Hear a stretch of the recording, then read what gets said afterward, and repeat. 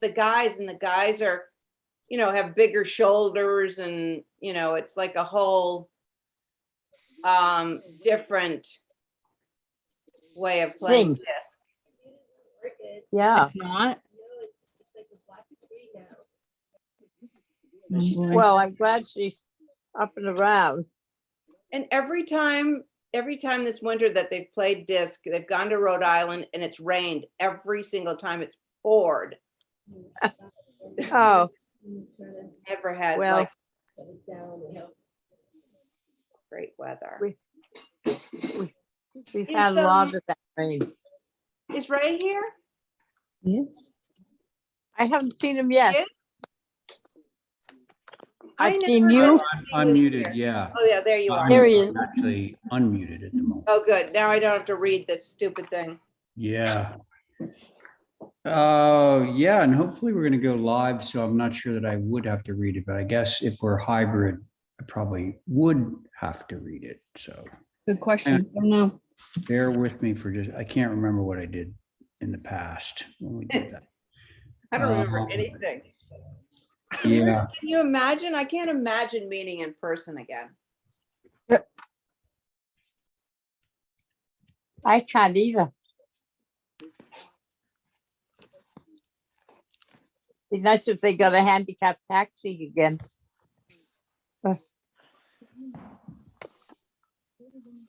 Yeah. That's a, Wait a minute. oh gosh, it's 5:01 already, folks. And it looks like we have almost everybody. The only person that I noticed was missing was Jesse. Anyway, let's, one more second here. Is Esmeralda here? Mr. Chair, yes, she She- is, but she's having issues with her computer, so she's having to I- restart it. So she's here. Okay, I not just on wanted to screen. get her down on the, okay. Great, thanks, Holly. Okay, I'm gonna get this going. It's actually 5:02. This is Ray Pohl, Chairman of the Nantucket Historic District Commission. Commit me. Commit me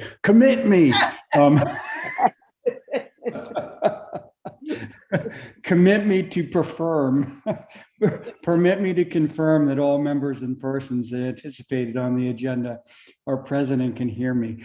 Members, of which we have the entire cast. When I call your name, please respond in the affirmative. Abigail Camp, here. Valerie Oliver, Here. Diane Coombs, Here, thank you, and the immortal John McLaughlin.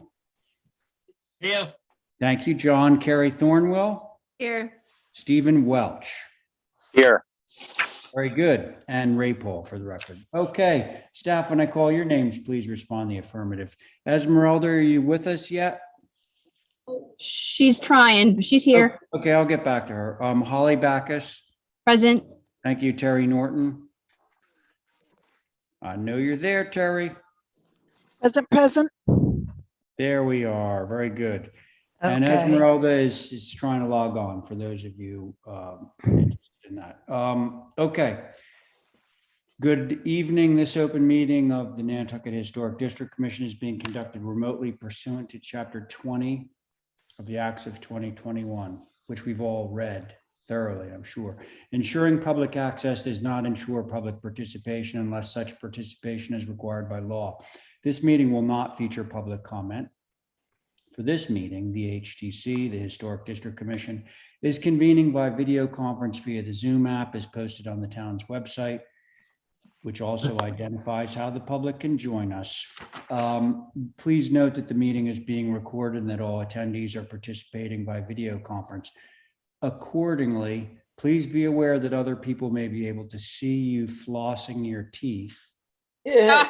And to take care not to screen share your computer.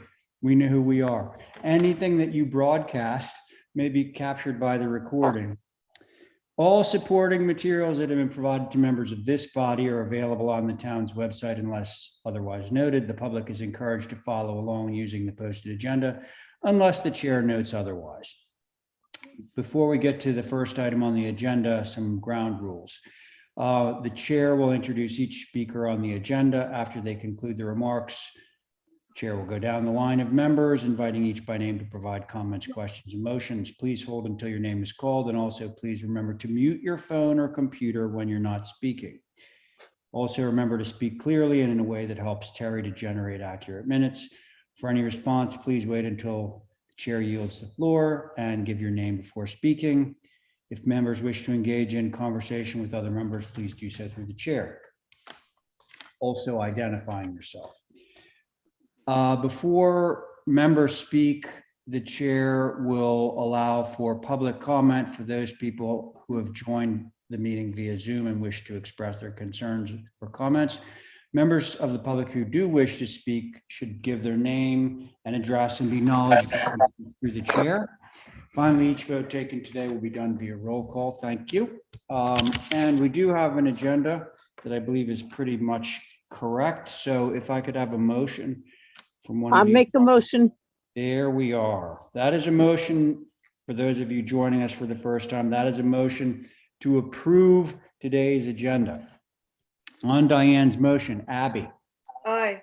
Very good. Val. Aye. John. Aye. Diane on your motion. Aye. And I'm in favor. Motion carries. Hey, just public comment. I said there would be no public comment, but it may already be on here, but I've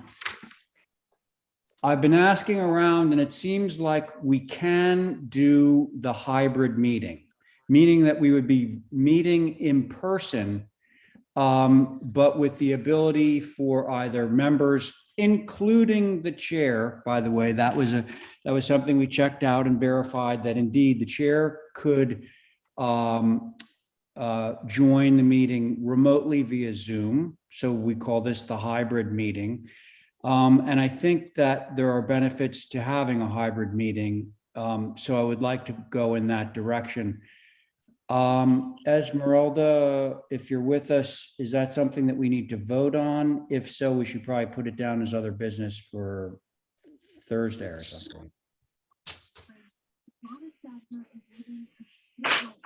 Mr. Chair, I don't believe you have to vote on going on hybrid meetings. I think we would want to give the public an idea of when that would go. Well, I'd like to start it as soon as possible, honestly, which would be not Thursday, but next Tuesday. Okay. We will work on that. So why don't public will let you know, check in and make sure that you know whether you're going to the meeting via Zoom or in person over at the Hall of Justice. Okay, so that's all I have to say on consent or on public comment. We do have a few consent items, one of which is mine. So Abby, if you could share. Oh, yeah. There's 6 items. Oh, great. Do I hear a motion for consent? I'd make a motion to approve consent. 1, Oh, 2, great. 3, Thank 4, you. Thanks, Diane. 5. On the 5 of them. consent, Johnny, Right here. are you okay with the consents? Yes. Great. Okay, Valerie. Aye. Okay.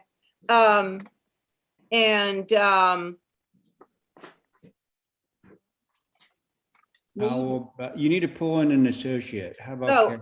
Carrie, are you there? I am. Aye. Okay, great. Okay, and I'm an aye, so that passes. Sorry. Thank you. I- Consent with could I conditions. Oh, Yes, because I wanted to ask a question. The last one I thought I heard you say something, but I go ahead. is 25 Broadway with the storage bins. no. Not on the agenda that I have. Oh, all right. Well, it's on. I thought Am I incorrect here? My last item under consent is Cannonberry 3 Reaper Circle new garage. That's what it has on the screen. It does. Yeah, so Okay. Diane, you may want to check out and see whether your agenda was updated. I thought I got the last one, but maybe there was one more. So Anyway, okay, that's fine. You're okay with it? Okay, so consent, are you on, what about consent with conditions? Are you on that? I can share that, and that's Okay. just one, so can I have a motion on that one? Aye. Make a motion to approve. All right, so that's the motion. Diane's motion is to approve consent with conditions. On that motion, Abby, Aye. Val, Aye. John, Aye. thank you, Diane. Aye. And I'm fine with it, so there's that. And now we go to old business. This was something that was left over from last week. And Abby is chairing the first item, 21 Pleasant Street. So I'm going to mute. The board is Abby, John, Diane, Val, Stephen, all of whom are present. I'm going to mute, okay? Abby, you ready? Absolutely. And my All first right. question is, do we have a topographic of 21? That I just want to make sure that the thing is complete before we open it up. No, we don't have a topographic plan, Abby, Chair. My name is Christopher Scale, owner of 21 Pleasant Street. As you're aware, there's a fairly busy market on Nantucket at the moment, and for me to get a topographical plan is going to take some time, but we are obviously working on it, and we are asking to look at the plan for the building. Okay. No, So I've just had some talk of not going forward until we see the topographical.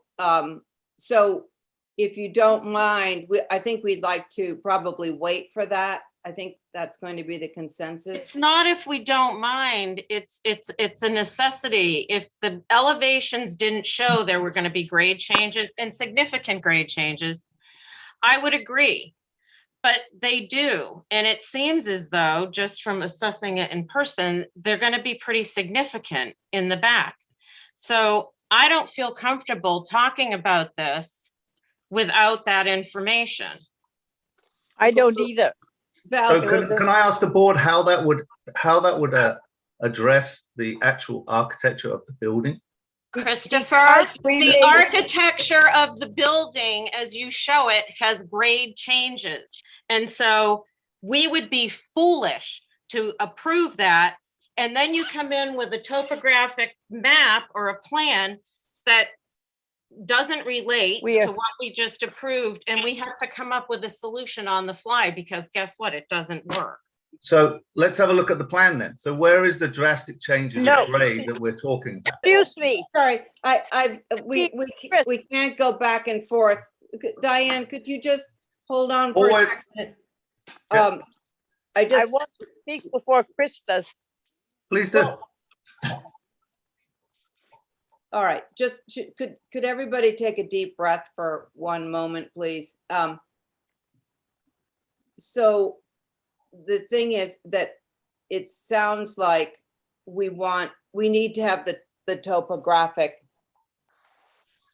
of this site before we can move on with the architecture. It's the consensus of the board. So But yet, we're not, sorry, Chair. I don't think we're going to, go any further on this until we have that.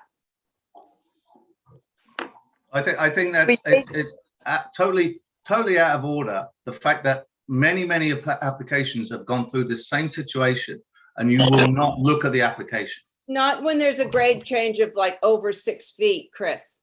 So this is a pretty large grade change. And But so we're not applying for a grade change yet. We're applying for, what we're asking the board to do is to look at the architecture, the building itself, and approve the building. That's it. That's all we're asking the application to do. If you want to, as we've agreed, we've asked somebody to do a topographical, and obviously it's going to take time, and they're working on that. And what we're asking the board to do is to understand exactly what you're asking for, and we will present that. And we're asking nothing more than to look at the architecture of the building. right, I understand that, but it just And that goes on constantly on this board. And We're not let asking me for any just- favors. We're not asking for anything other than Madam Chair, point of order. order. there's no I have- order here. So Yeah, so so I'm going Chris, to call a Robert's Rules point of order. Madam Chair. Yes, I have a thank you. comment. Thank you. Okay, I'll hear from my board now Thank you. because, Madam Chair, I believe it's inappropriate for applicants to be argumentative.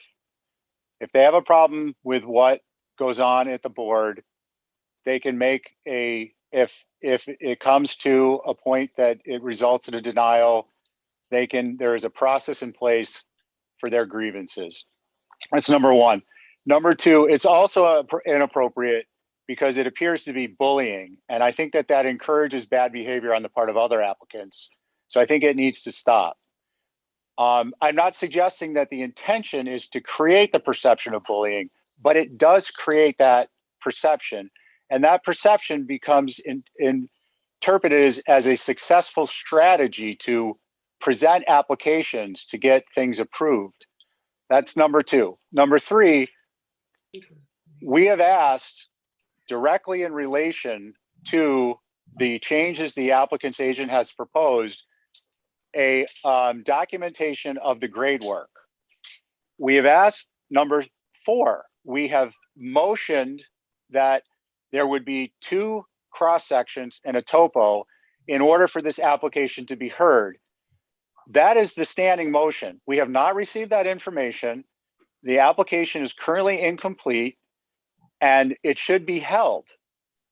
That's just a procedural matter. Unless the commission decides to submit a motion to rescind its prior motion, we're going against our own motion, which would jeopardize the end result of the application. So I think we spent enough time on this until we get the full information. And again, it's no disrespect to anyone, but it's important that we have full information. And again, we've already made a motion on this. thank you, Stephen. Diane, if you want to have a quick word, otherwise I think we should go for a vote because we have asked for the typographic. I site, agree And we. I don't have- voted Go ahead. to hold it if we don't have the topography. And we voted to hold it until we got it. So I don't know what this discussion Could is you going make that on. motion at all. again, please, so we could move on? I'll make the motion again that we hold Just a quick this question, please. application. Do we want to make sure that we're No, do- denied an Do you application? mind if I continue my motion, Chris? I don't want to feel like I I'm am being bullied here, making Diane. a I just want motion. to have a word. You could have many words. I am making a motion to hold this application, Unfortunately, Diane, after the until we motion, I get cannot the- speak.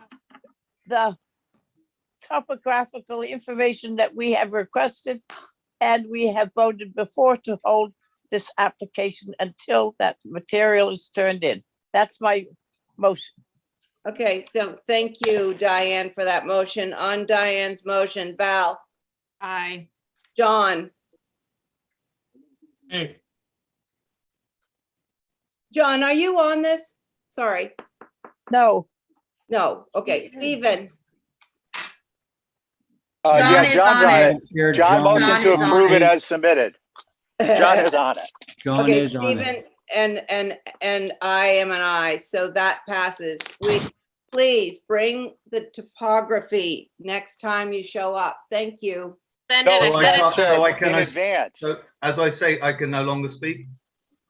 No, So just Okay. to be clear, we were not given a chance to speak before the No, motion. that's incorrect. It's Okay, incorrect. the motion. Thank you was very made- much to the board. The motion was made and carried. Thank you. Okay, now we're on to 73 Brunel Street. Joseph Topham, are you with us? Yes, Mr. Paul. You meant Chairman Poll, I think. Yes, Chairman Paul. Sorry. Yeah, now. So, Mr. Chairman Paul, we've done everything you requested. We lowered the massing on the south side by 2.5 feet, so Hey, creating a dormer. Joseph, just hang on one sec. I want to identify the board, seeing as this is an old business application, okay? Just so we're all clear. It's me, Abby, John, Diane, Stephen, okay? All of whom are here. Okay, now you can go, Joe. Thank you. So at the request of Abby Camp, she thought that the massing to the south was too tall, so we lowered. Uh-oh. Joe? We might be having some bandwidth issues with you. You just went out. What's that? Joe? Right? Yeah, okay. All right. It's tough hearing you. Okay. So we lowered the southern side of massing by 2.5 feet and created a dormer on that Got it. facing of the street. And then Yes. that way, and then we removed the rear L off the backside. So we've done everything requested. You remove the rear L. Okay, got it. All right. That's it, right, Joe? Yes? I think that's a yes. Okay, Yes. Holly, Sconset Advisory. Thank you, Mr. Chair. So Sconset did not take a look at it, but I did take a look at it and appreciate the reduction of the size.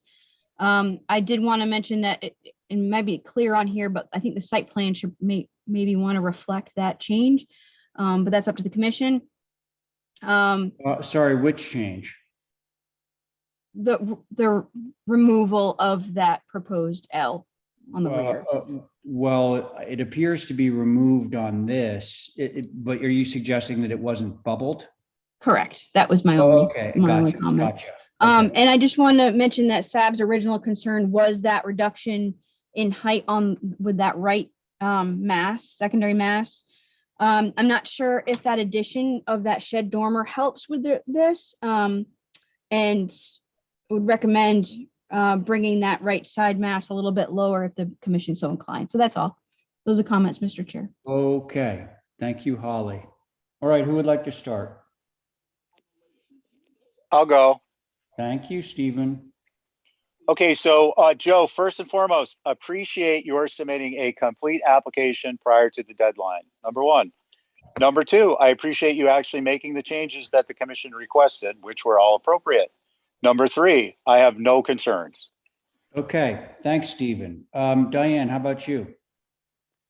Well, I think it all looks good in answer to that thing of lowering the shed dormer on the right-hand side, or not lowering it, but lowering the roof. Could we drop those windows down or the whole dormer down so it was in a line with the other windows, and that would bring the ridge down? How far further down do you suggest? That might line up the meeting rails too. Yeah, I'm not sure I understand. What are you suggesting doing, Diane?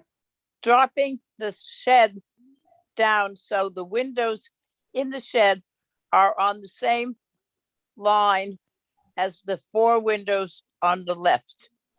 Well, I think that the head height is the same. It But would be. the sill height is higher because the windows are smaller. Would you agree I know, with that, Joe? Oh, yeah, Joe's having difficulty. Yes. Yeah. Yes. Okay, that was a yes. All right. Wow. Okay, Diane, sorry, continue. No, that's all. They wanted to bring that roof down a little bit more. I thought if we dropped the shed down the 6 or 8 inches that it looks like, it would bring the roof down 6 or 8 inches, but maybe not. Okay, I think that he would start having head height problems with 6 or 8 inches of dropping the shed. Okay. Anyway, but thank you. That was it, Diane? Yep. Okay, thanks. Abby? Similar comment to Diane's, but because I think that's attracting the eye still, that right-hand side. And I think if those windows were one size larger, that the meeting rails would meet and they wouldn't look so tiny. Just make them one size larger. And I think actually I wouldn't drop the roof line any further because I think it will start to offset the other side. I think you've got a good balance now, and I just think if you enlarge those windows on the right-hand side, second floor, that would do the trick. Okay. I actually, Abby, I think that would accomplish what Diane was hoping to accomplish. Just by making those, dropping the sills 4 inches, making them taller, would make them more commensurate with the other windows that we're looking at. Right now, they seem like the stepchildren up there. So thanks for that. John, comments? My comment, yes. Yes. On the proposed west elevation, it says, second from the top on the right, it says reduce height of the windows, Yes. ridge, and change your rail configuration. Now, yeah, is that the crossbox? Yeah, he changed it. If you go to the earlier version, yeah, he added a vertical piece. That's what he did. Yeah, but I added a 45-degree and then you added, maybe lay down the pitch a little bit lower, Ray, on those. Okay, crosswalks. well, so that's what he did, John. Yes. That's my comment. Thank you. Okay, and yeah, I think that, Joe, now that we can hear you, the comment on the table, which I agree with, is the idea of making those B windows, the 3 B windows in the dormer, taller, leaving the head. I'm height fine with that. and Yeah, I'm dropping- fine with that. Yeah, I Yep. think that it would actually be an improvement and make that dormer more harmonious with the rest of the building. So does somebody want to make a motion that would include that revision through staff? Sure. I make, Go ahead, no, Diane. you go, because you made the idea. Okay, motion to approve making the windows on the second floor, right-hand side, one size larger, Taller. taller, sorry. That's okay. And yeah, so the meeting rails meet and just making them a little bit bigger. That's my motion. Okay, through staff. Yep, Through very good staff. motion. Thank you, Abby. On that motion, Stephen. Aye. Thank you, Diane. Aye. John. Aye. Thank you, Abby, on your motion. Aye. And I'm in favor. Motion carries. Very good. Thank you, Evan. Have a good night. Good night. Mark Avery, are you there?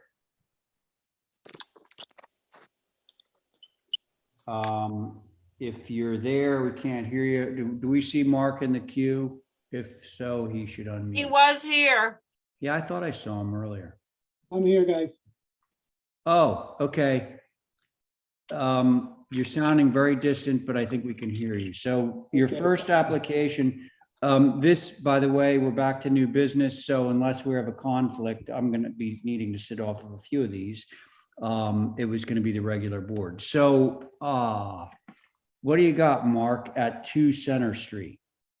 We are working for the owners here to fix up her 2 houses, this and the next application, number 2 and number 6, Center Street in Sunset. Basically a lot of maintenance, that sort of thing. So we're asking to redo the roofs in a fire treated red cedar and do the paint, the trim, and the windows and doors a cobblestone gray. Okay. And you can see, and this is a neighbor, the picture showing now is the neighbor that has that very color.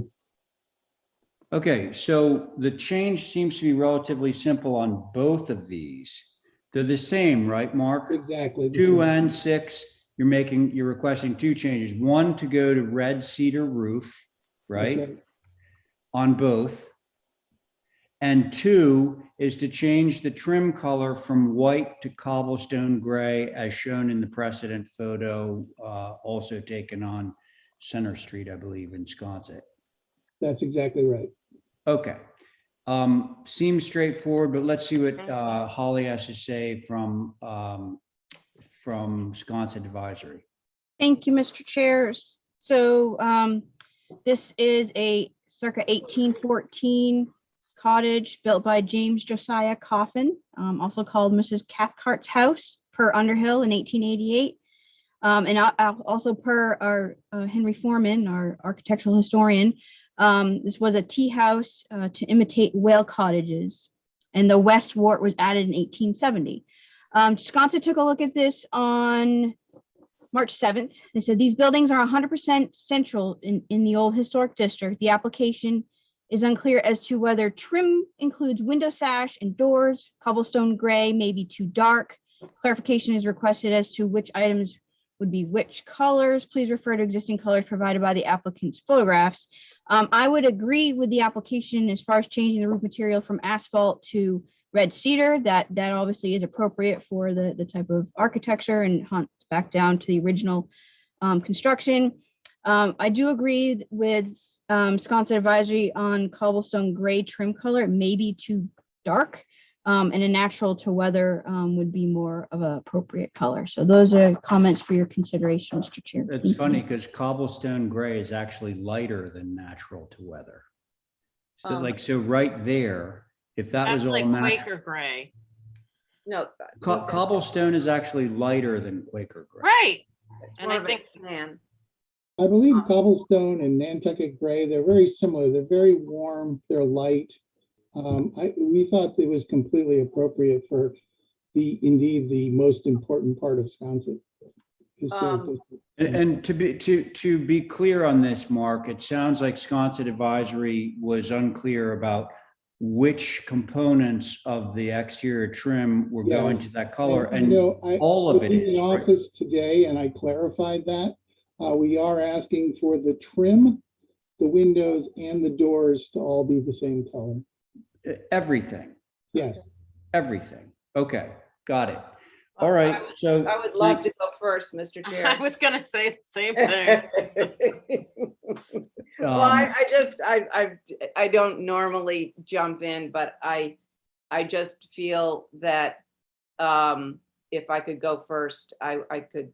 Go ahead, go ahead. because I'm Somebody's about to got to go burst. first. It might as well be you. Okay, well, I'm about to burst. So I've got this in my mind's eye, and I've got, the little wells, it's been white for so long. And I think a cobblestone or a dark gray is too much. And there is the picket fence. So brings me to my other point, is that it's just an iconic building there with the white trim, the blue doors, the picket fence. It's fantastic. It's being renovated, but I think it's going to be it's going to come across very dark, across from the, Sconset Market, across from the well. The house that you did show us is fine. It's a smaller house.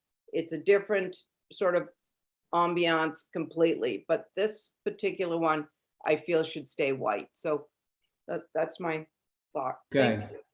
thanks. Val, you wanted to go? Yeah, I was going to say the complete opposite. I think it's an acceptable color choice and the wood roof is fantastic. We usually try to discourage white, so I'm okay with this application, perfectly okay with it. Okay, thank you. Diane?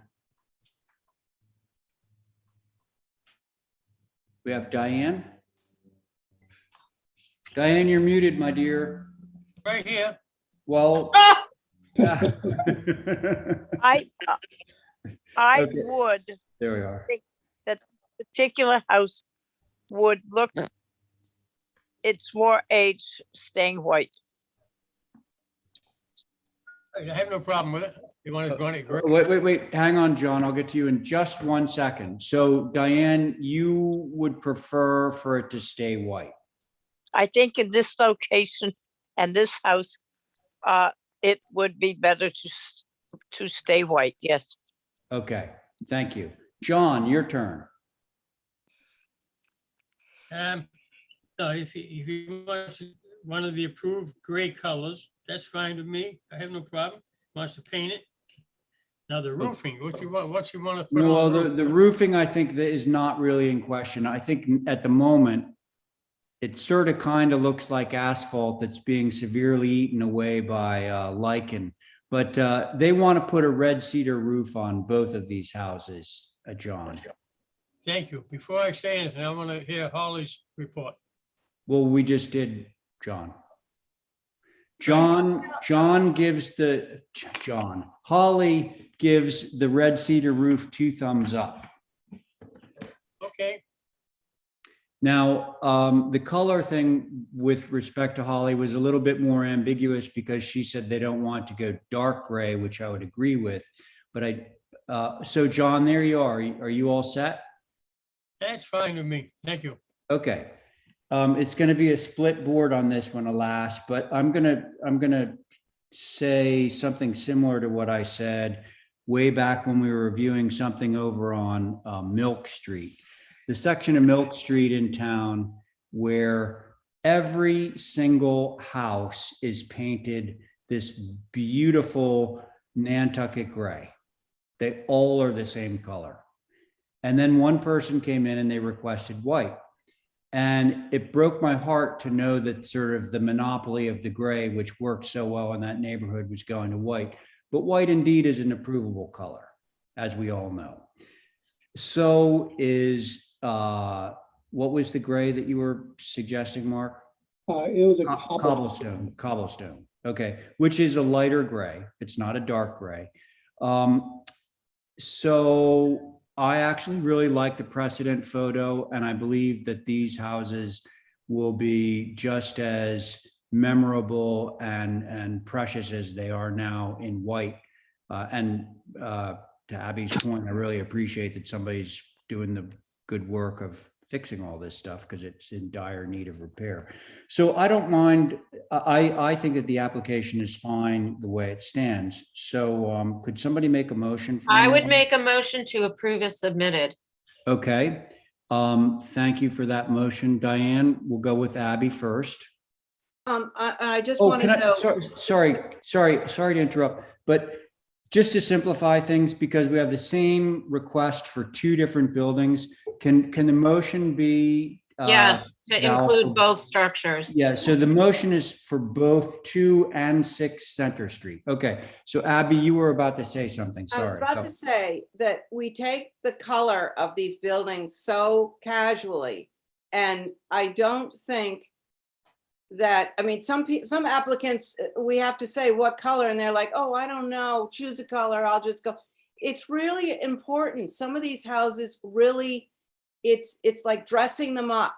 And they're really, this house is it's in an important site. It's taking up all of that from the well to the Sconset Market. So I'm not in favor, and I think we have to take a little more care when we are Abby. talking about colors. Abby, Yes. I'm not taking this casually. I think that this house is appropriate in the gray. That's not casual.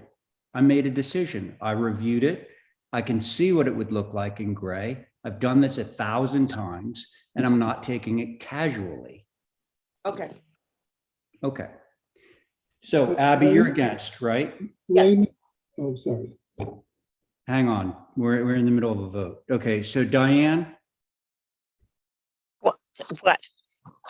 I don't know what. I don't. oh, I'm asking for your vote. I know you are, and I'm Oh, saying I don't know. I think I'd like to see a color put so we can see what grade they're talking about. And are they going to do the windows in the same color as the rest of the house? So I would just. They said they were. Yeah, to reiterate, like looking at this photograph, by the way, Mark, one thing that was not discussed is the fence. And I'm going to assume that the fence is going to go to the same color as the house. That would look ridiculous if there were 2 different colors.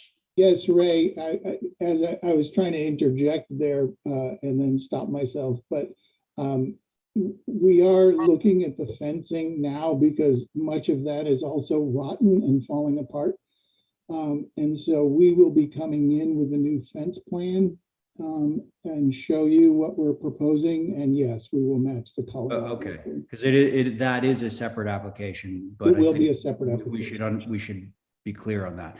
So Diane, just to get back to your question, looking at Right. this, basically all of the trim, the post, the door, the sash, the trim, everything would be gray. That's the proposal.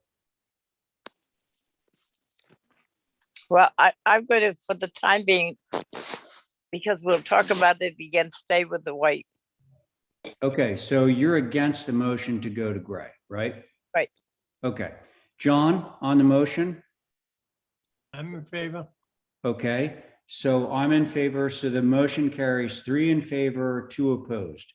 For Thank you, both everyone. structures. For both structures, which was part of your Mhm. your motion, Val. Thank you. Yep. Okay, Mark, there you go. Thank you, Raymond. Thank you all. Appreciate it. Now, I'm actually not sure whether Lisa's here. She was on another Zoom call. She said she'd be here shortly. Lisa, are you there? If so, unmute. If not, we'll move on to, is Mirka here? Yes, I'm here. Okay. I don't think Lisa's here yet, so we'll just have to pass over that one. And gosh, Terry or somebody remind me, do we have to make a motion just to move over somebody till they get here? Or can we just go back to it?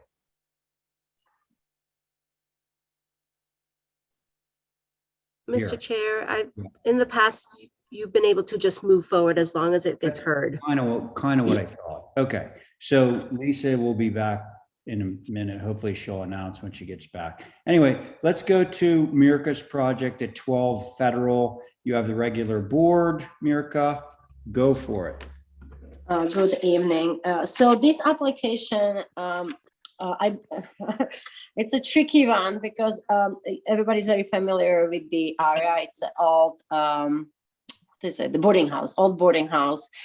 And it's practically the entryway of accessing the ADA map elevator. As you can see, the elevator is in a back, and which is going to stay because there's nowhere else to put it. So we are trying to dress up and make it look more as a not public, like semi-public access, because currently, as you can see on the following picture, it's practically, kitchen and delivery drop off. So it's just existing concrete blocks, the stairs, space is very limited. So the idea would be practically bring beautiful, like a brick walkway along the existing fence. If I don't know who's in charge of, is it Esmeralda? Okay, thank you. So this is how the backyard looks like. This is where's the elevator, and now how we get there and what's the experience, right? We are very limited, and we need to have a minimum width for the deliveries. So the idea would be, first of all, to repave the concrete to match the irregular bluestone paving, which is in the front of the boarding house, the patios already. And then expand the brick walkway is already there, but I would like to break it up with little bit ivy walls along the side of the fence and dumpsters, which would allow for screening the dumpsters. So practically the application is for putting the bluestone pavement in a back and adding this ivy wall, like greenery, to the space along the walkway. And then I would like to repaint the blue gate as a white gate, so it's a little bit less of the accent. So and the blue gate, which is bright, screening the dumpster access, you can see on the another pictures, which are if you just go to the one of those pictures, you see the blue gate, like that's a blue panel. So I just would like to change the blue panel to white, and that's the panel. Oh, that. Yeah. That, okay. yeah, on the top photos, yes. Yes. Okay. So it's just really clean it up this to look a little bit more inviting and presentable. Well, I'm happy to be seeing these pictures because I was really having difficulty trying to figure out where this all was. Yeah, No, so it's all. I wish it had the roads sides. Yeah, on it. that, right. So your very detailed thing doesn't show where like Center Street is, for example. Or, It is. or just- India Street. Well, how Yeah, come I it's- can't see it? Yeah, it's there. It's just not shown on the, yeah, it's right there. Actually, Whoever looking at is the locust, looking at the locust plan, I'm much clearer. Okay, perfect. got it. So it's to the Yeah. left of I the said center, I spreadsheet. meant federal, by the way. Yeah. Right. Yeah. Sorry, so the walkway is coming off India? correct? Yes, that's correct. Between that and those funny little stores that go up towards the antique. Okay, got it. That's Sorry. correct. That's Yeah. correct. Yeah. And the Oh. area in the back, it's kind of shared with all the neighbors, so it's not really defined. The point is just to make this entryway to the elevator as presentable and clean looking as possible. Gotcha. Okay. Thanks, Mirka. Holly, I think we hear from you next. Yes, sir. Thank you. As you all are aware, this structure that this is associated with is the old boarding house, or the Pearl, built after the Great Fire of 1846, a nice Greek revival.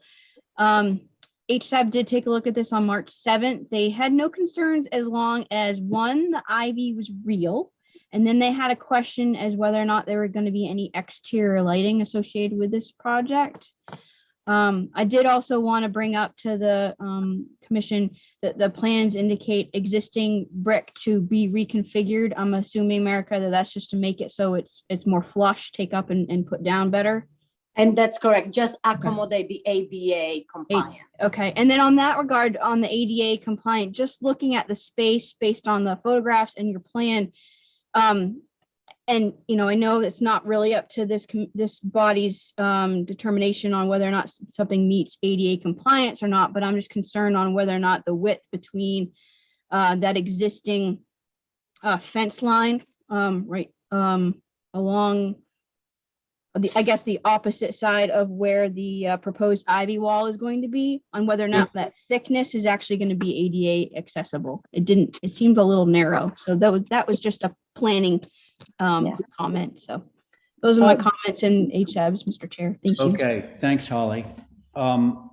Mirka, just to address the last comment, But sure. yeah, it's Holly, to your point, you need to for ADA you need to have a minimum width of 36 inches, and anywhere where you turn 90 degrees, you have to have a 5 feet radius, which you can see those circles in the area where we turn. So we have enough space to be turning and changing the direction. Okay.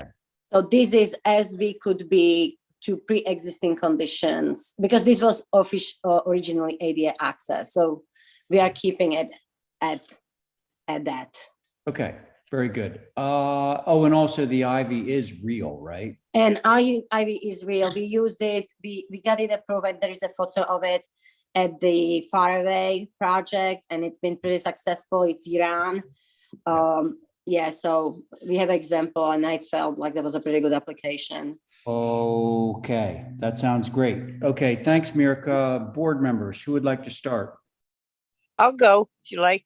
Yeah, sure. Go ahead, Diane. Thanks. Yeah, I agree with changing the gray, the blue, whatever door that hides supposedly the dumpster to go to white, like the fence. The middle picture, Nico, that we have up there, you have those staircase. What is that walkway going to be? Is that one of the ones you're going to take up right there? So I'm sorry. The staircase stays. That's for the accessing the kitchen, but the concrete, and it will be painted black and make it nice and clean. But the concrete part, which you see, Diane, the ramp, that would be laid in a blue stone. That's good. Okay. Yeah. I wanted to know about that. And I don't remember, or maybe I just didn't know, that elevator, it's got a old glass door, and then it's glass of, looks like the first story above it. Oh my word. Wow. Yeah. So just to clarify, this elevator practically takes people up those 4 feet just to that landing above. So that's why all. does that second, I don't know why the second story has to be glass too, because you're going to see that from everywhere. Well, it's already there. It's been It's there. already Yeah. there. And you Yeah. don't see it So- actually. It's tucked in. It's tucked back. It's already there, and I know that. I just wanted to let you know, I didn't think it was very attractive looking. Not very Uh, Nantucket. I would totally agree with you on that, Diane, but it's there. Yeah. Yeah. So I think your plans that you have in mind to sort of bring it, that whole sort of back area up to snuff is good.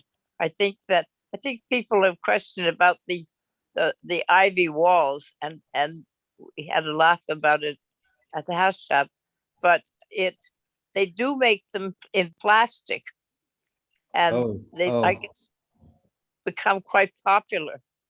So that's why you asked if it was going to be real ivy. Yeah. But anyway, that's all I've got to say. I think that what you're doing to the ground will be good, and hiding what you can will also be good. Thank you. Okay. Thank you, Diane. Who would like to go next? I will. Thank you. I don't have a problem with this application. I am a little wary of all these ivy things everywhere. I'm not sure it's changing downtown a little bit, but this area is already there. It's established. We can't see any of that stuff, so it's fine. Okay. It's appropriate. Okay. Thank you, Val. Abby? Oh, Abby, you muted? Sorry. Oh, there Sorry. you go. I said I was fine, and I just wanted to say to Mirka Parastika, which is Greek for get better. I got the cold too. Thank you. I know. I'm I sorry. didn't notice that either one of you had the cold. Thanks, I'll remember that. John, anything? John? John? I believe he left. I saw him pop up like he Okay, left. the I'm Zoom. gonna, just for kicks, I'm gonna pull in an associate. Stephen, are you available on this? Oh, my. Carrie, how about Carrie? I'm here. Oh, Carrie, you can use Carrie if you want. It doesn't matter to me. I got you on my walk around earphone. I heard the ivy. I heard it all. I see the plans. I agree with the comments that have been made, including in English, Mirka, get better. Thank you. Yeah. Okay, so can I have a motion? Because I'm fine too. Make a Motion to approve. I heard Val. Okay, so Val's motion is to approve as submitted. On that motion, Abby. Aye. Thank you, Diane. Hi. Thank you, Stephen. Aye. And Val on your motion. Aye.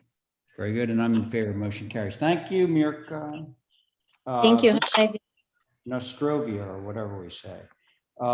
Okay, Lisa, are you there? Yes, I'm here. Okay, I'm gonna mute. Abby, can you take it? Yep, I certainly can. Thank you. Hello. Lisa, do you have pictures of this site?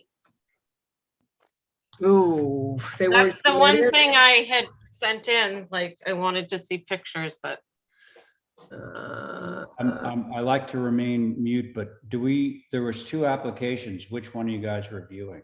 The barn. The barn. Okay.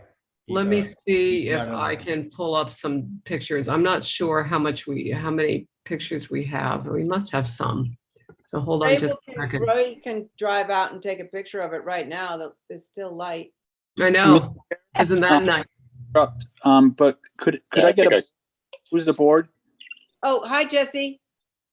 Hi, sorry. Hi. I was just wondering who's on the board, because I think you're short one, right? Yeah. Can you be on this one? Sure. Okay, thank you. I didn't realize you were here. Anyway, I do have a few pictures that I could pull up if I can share my screen. From this site? From this site.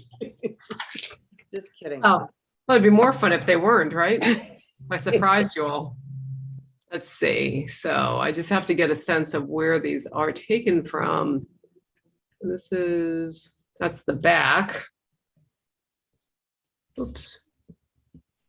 It's closest to the road for the structure, so it, from the road would be.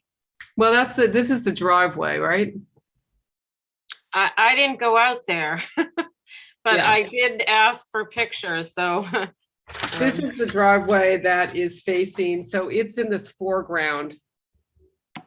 It would be, this is, I believe, I'm looking at the site plan. So if you pull up the site plan, you'll see on the site plan this porch and this gable end.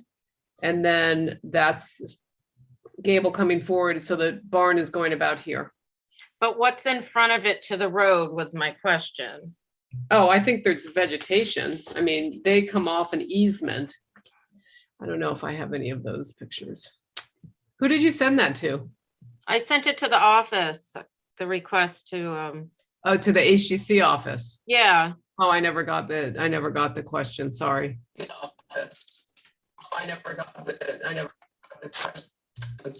Yeah, I don't think there's not going to be anything that far out. How about pulling up a GIS? Well, area? Great idea. Can somebody do that? In the meantime, Val, did you want to go first? Do you no, want to? because that I felt like we shouldn't review it because we didn't have everything. And I guess what I think I'll do, and this is because these guys are so busy and it's, you know, I will also send it to the applicant because this is what wastes time. Okay, and you know what, if this doesn't work, can we just put it over till Thursday then? Because if you're meeting Thursday. I don't know if you're meeting Thursday, I but think we are, but it's. May I interject, Mr. Chair, Mrs. Chairman? Sure. Chair lady, sorry. There's just a reminder, Thursday's a special meeting for all of the properties out at Richmond. So the agenda has been posted already. So Yeah. anything that doesn't get heard today will carry over till the following Tuesday, the 29th. So Thank you, guys. it's going right here. Oh, in back of, where is the road? This is the road, Proprietor's Road, that they come Okay. down, and then that's their driveway. And it goes Okay. right here where that shed was. Okay. Does It that wasn't- help? Sorry. No, it just wasn't clear. I thought it was closer to the road. So, okay, thank you. Okay, so I will stop my share. Any architectural comments, Val? Yeah, I mean, it's a big structure. It's a barn. Really and truly, the main concern I had was the cupola. Yeah. But it's a real barn. Right. If one deserves Just it, it's seems this kind building. of sticks up there, but that's it for me. Great. Okay, John, Yes, on the barn. okay, I'd like to see the left elevation, please. The west. Did you say west or left? I've got to find which way is. That's fine. I think he said west. What does it have for a roofing? It is. let me Look, red cedar. Red cedar, okay, and it's got a, what do you got for siding? Vertical shiplap. Thank you. Yes, okay.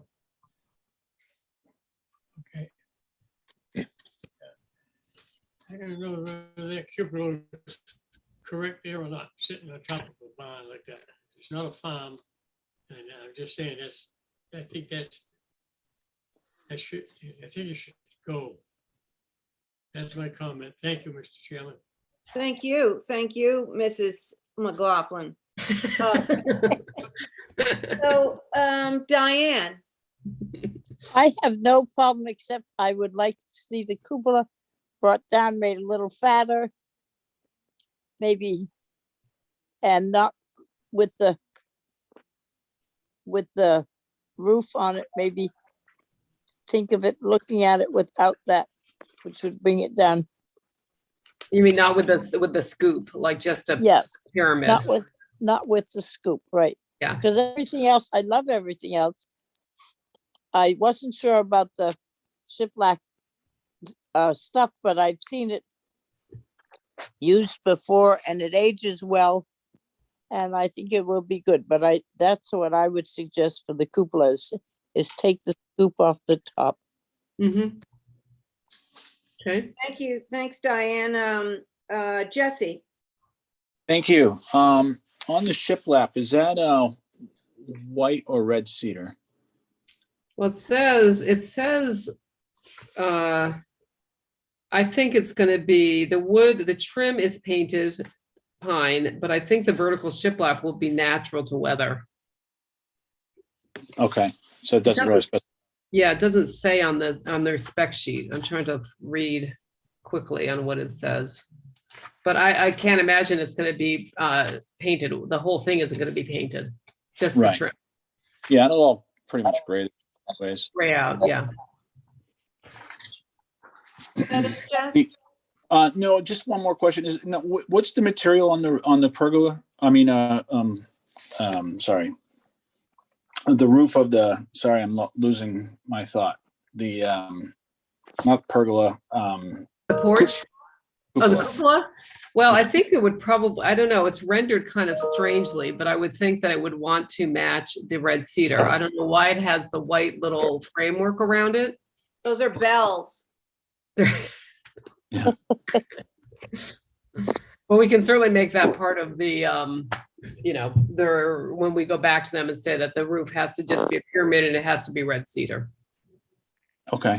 Yeah, I mean, I think with how far away from the road it is, and I think it's a nice classic barn design. I don't have any issues with it.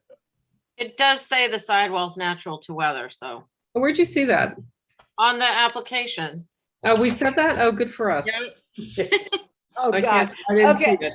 We're almost there.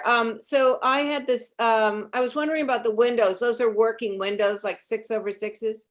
Yeah, I have the window schedule here. It says 12 light double hung. Yeah, 2 6x3 barn sash. And the trim is, I'm sorry, the sash is painted, did you say? Yeah, I think the sash is painted and I assume it's gonna be painted white. Oh, okay. So, okay. And the trim, yeah. All right. So it sounds like the consensus is that the cupola, if it stays, has got to be modified Mhm. to be more like, lower and more classical, chubbier and, more proportioned. Right. I think we could do that through staff. Yeah, I think so too. And I love your glasses, Val. Thank Love, you. I just love, got love. them. I know, they're beautiful. I would make a motion then to approve through staff with the cupola being modified to be more typical.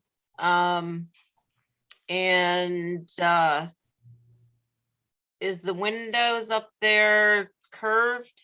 No, I would say that they would not be. So they'll be square. Yeah, that would be part of the more typical description. Right. And yeah, that would be my motion. No swoopy sort of. Right. Baroque. And if you want, I'll look at it and sign off on it. That's great. Is that your motion, Val? That's my motion. Excellent. Jesse on the motion. Aye. John on the motion. Repeat the motion, please. I didn't get it all.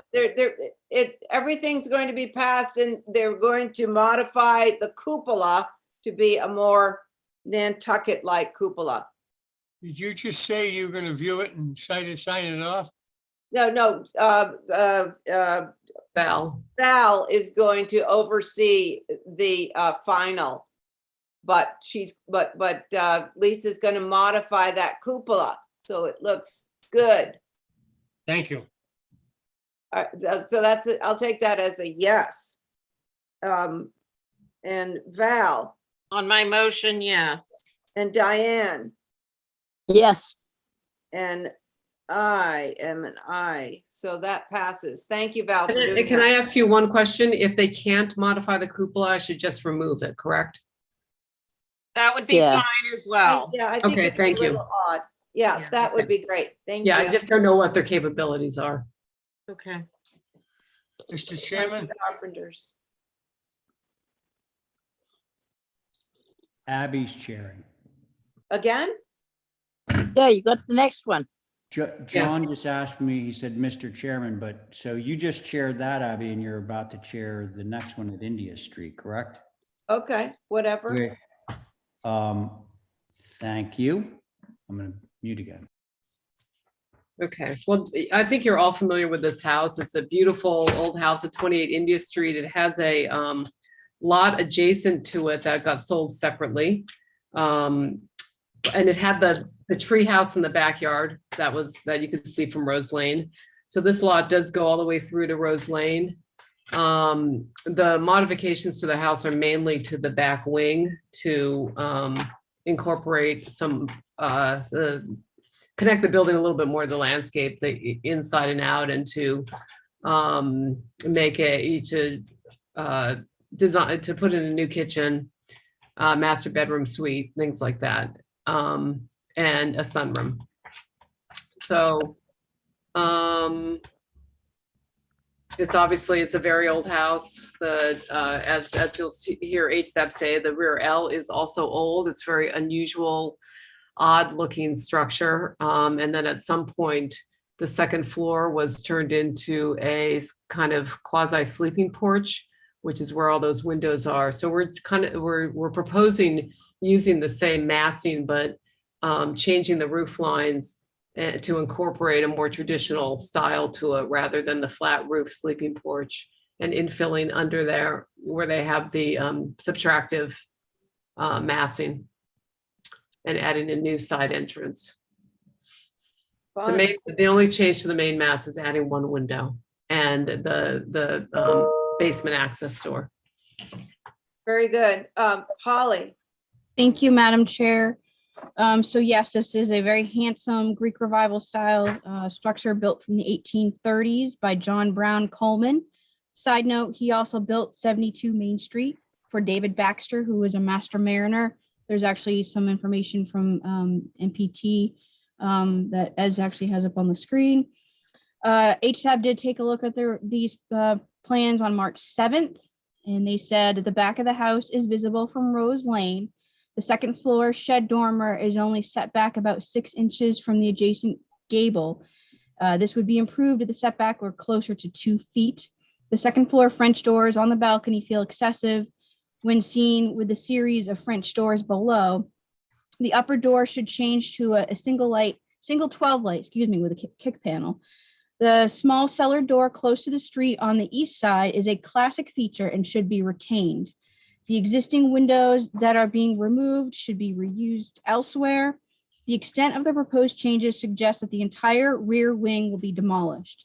This wing dates back to at least the 1800s and is a historically significant structure in itself.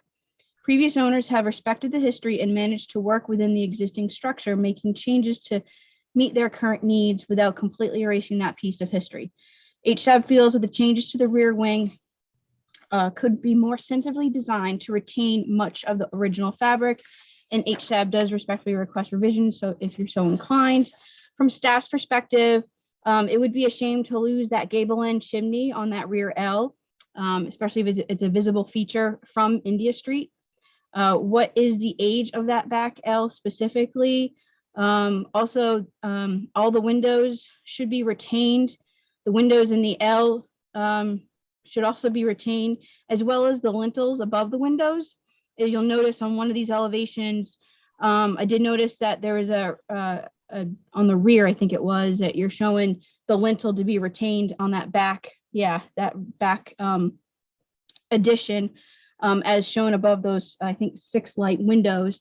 But on the other, the gable end, a proposal to actually put windows back, but not actually have the lintels there that are there now. So that actually that should be there. That's a architectural feature for this structure.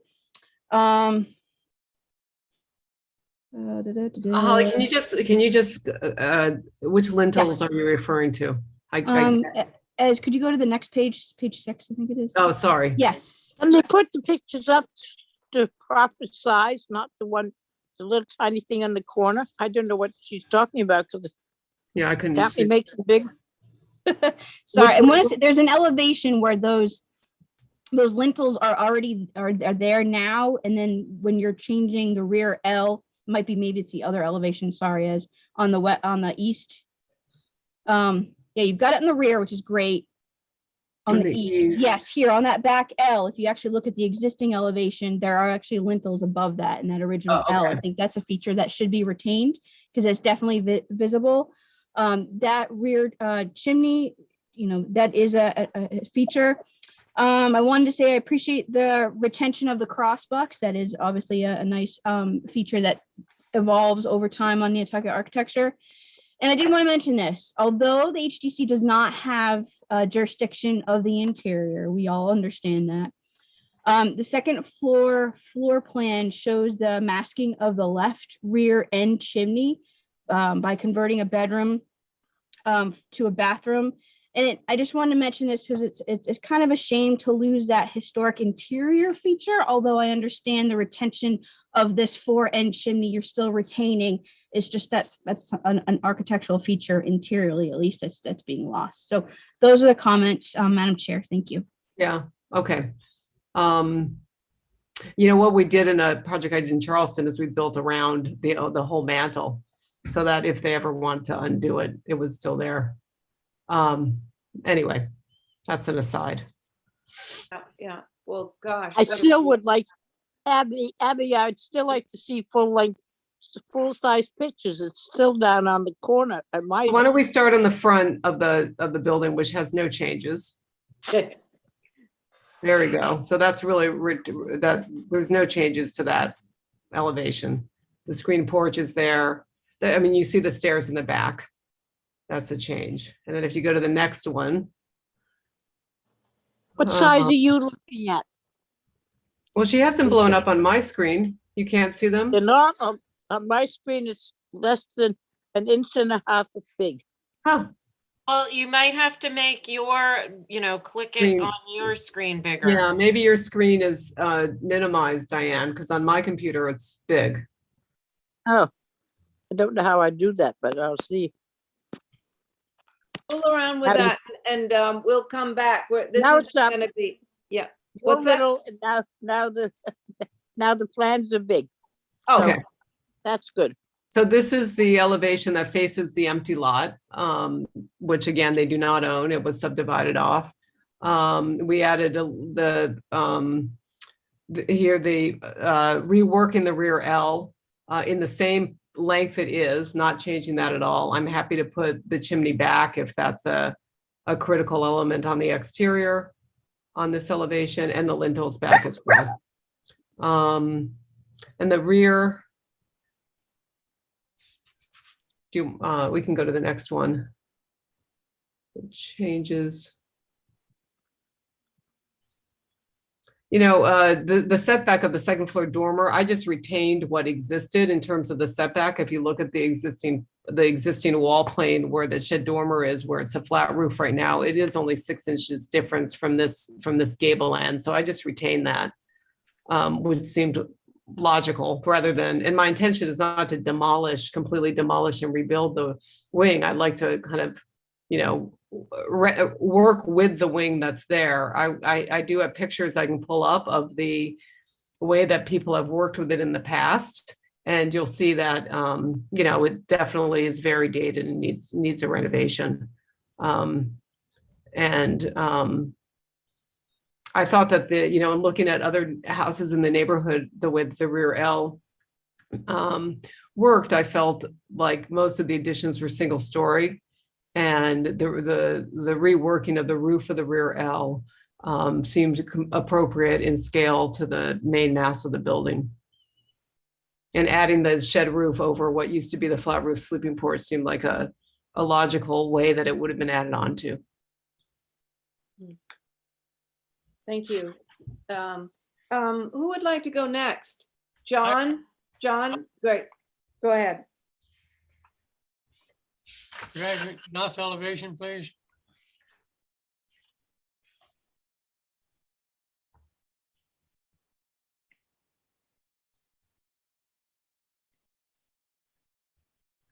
No change. Okay, that's the north elevation. All right, could I have the south elevation, please?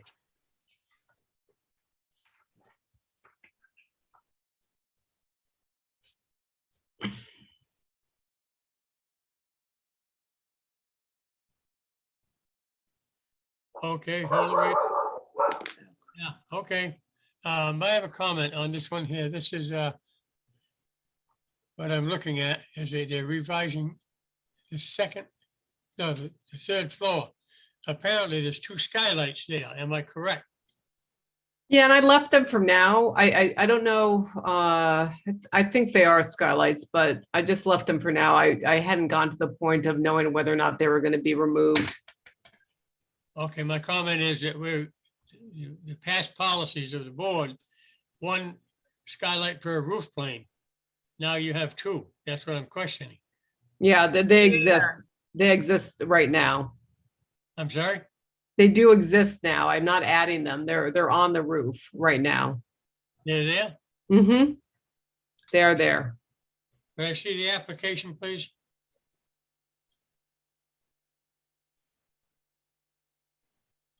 Hold it right there, please, yeah.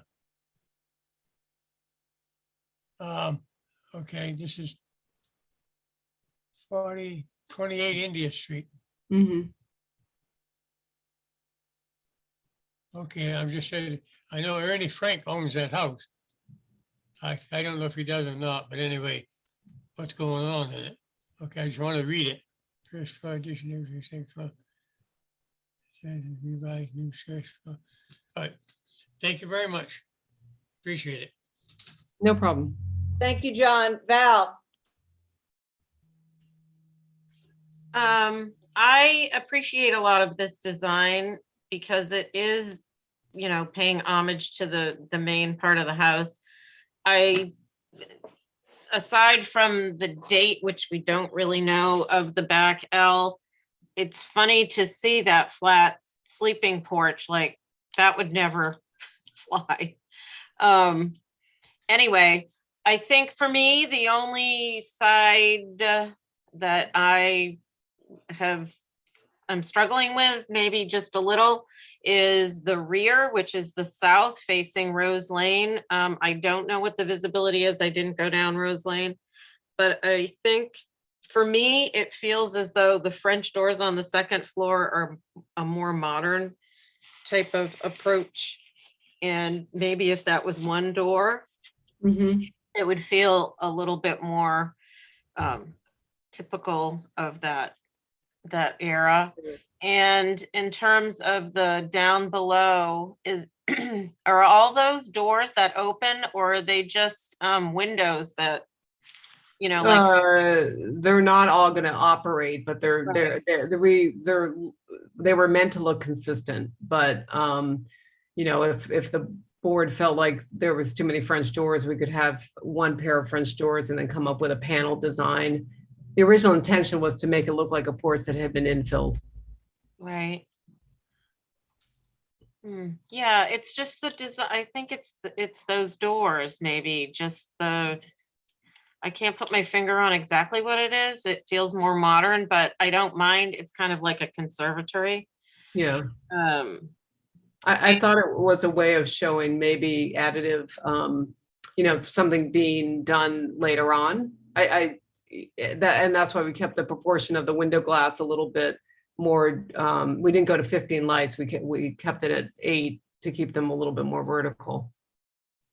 And thought it looked like it had been a later addition. Yeah. That's my only comment. I just can't put my finger on it at the moment. But everything else I think is okay. Is appropriate.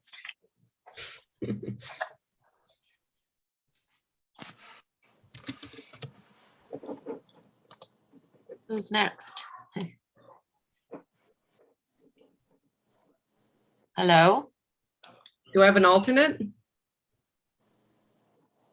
Haven't gotten to speak yet. Yeah, I know. We're waiting for somebody. Go ahead, Diane. Okay. Where is that little door that they said was appropriate to the age of the house? Oh, it's on What the side. The side, it would be south, north, I think the east side. We were putting a window in there, but it's that little door. We could put that back as the door. That's not a problem. Okay, I would like that. And also, I don't know, but I think that a third chimney, whether it's pretend or not, would be good to have, other than just the two chimneys there. Have the rear chimney in the rear L. Yeah, it's more in keeping of what, particularly the rear L is supposed to be at aged of 18 something or other. It would be good. Okay. Otherwise, I think you've answered all the questions. And how is this only visible from Rose Lane, or It's does it visible. run? No, they own the property all the way to Rose Lane. What property did they take off? It went all the way, this property goes all the way through. I think if you go to the site plan. They subdivided to the side, Diane. Yeah, so this is where the tree house was that fell down Yeah, in the storm. I wondered whether that's where the tree house was. Yeah, so Rose Lane, so that it's got this very weird, unfortunately, pork choppy thing going on, but so that's their exposure to Rose Lane. There's a garage here right now that exists on the other lot. So it's at the very end. I mean, and I don't think that they're gonna want it dramatically to Rose Lane, but it's at the very end of Rose Lane. But that other piece that the tree was in is gonna be hard to do too, and not detract from the main house, I think. But that's other than that, if we could do the chimney, put that door back, I appreciate what you've done. Thank you. Okay, so we do need an alternate. I had asked, but I was muted. Is Carrie available for this one? I think you're next. I am here and I agree with everybody else's commentary. Oh, great. Thank you. Yeah, I think the French doors could be reduced down a little bit, but that's about it, because that's the most sort of standout element from that view. Single door upstairs, and maybe look at the number of them on the ground floor. Well, okay. I was going to say, in an effort to not have to come back, is there a way to come up with a motion to reduce them on the ground floor to everybody's liking? Well, I'm going next, and that might not happen after I go. Oh, geez. So, Carrie, anything else? No, I'm good. Okay. So I'm good with, my only concern is the back. I wish that the roof lines were cleaned up a little bit. So there's a gable coming forward, and then there's a shed roof off that, a very long. I wish that was sort of just one massing. I think the French doors with the balcony is too much. I do understand this pavilion thing you're doing, and it does correlate to the other side, to the side where you do have a hip roof and a sun porch. So it sort of repeats that massing, which I really like, and I could almost see it in like a copper roof or something. But I think it really works. And also it's down low, so you're not going to see it from Rose Lane because there's going to be vegetation. So my concern are the roof line. I'd like to keep the chimney. And other than that, I don't have. So Abby, could I make comment through you? Or to you, actually, not through you. Interesting, we looked at making a larger rear L, like a wider rear L, but I actually thought that the board wouldn't appreciate that. Because it would get so much taller in relation to the main gable. You know, and that's why I kept the long shed roof. I'm happy to, you know, do something that brings, can I draw? No, I can't. If you continued this gable, oh, you can't see my cursor, but if you continued the roof up and then brought it down, so it did not have that long sloping roof, I can certainly do that. I just, It'd be overwhelming, I think. I thought it was better this way because it paid more homage to what had been there. It just got rid of the weird flat roof thing. Personally, but I'm happy to change that. I think that if I that, I think it looks better than the old one. and I'm certainly happy to put the chimney back and to do the single door in the in the second floor deck. Yeah, Mr. Chair. okay, so what, I have a question. Sorry. Carrie, go ahead. On that shed roof on the rear, on the front, there's, I don't even know what you call it, the detailing, along the front elevate. Can you look at the front elevation? There, at the top, yeah, right there. You mean the railing thing? The railing thing.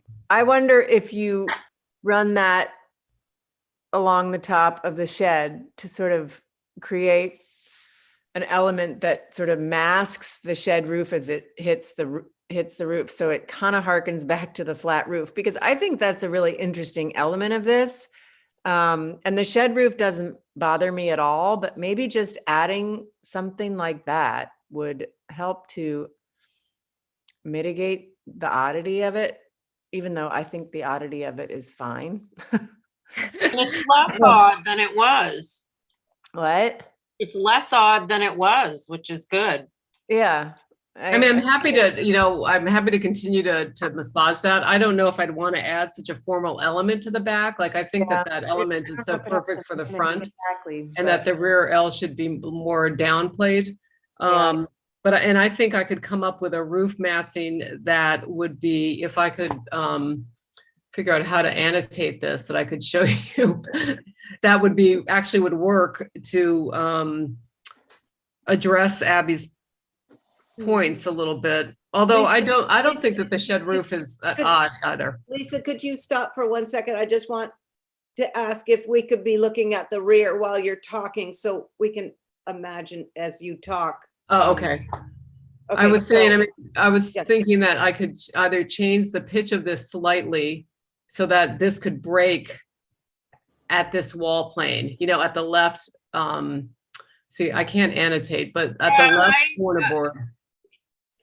I don't think you need to do that. Okay, well then, will somebody make a motion? Hold on. The more I look at the second floor deck and French doors is really distracting. And that's the only element that, if that went away and was just another Window. door, over 6 window, it would simplify so much. And then your eye comes down away from that to the little sunroom.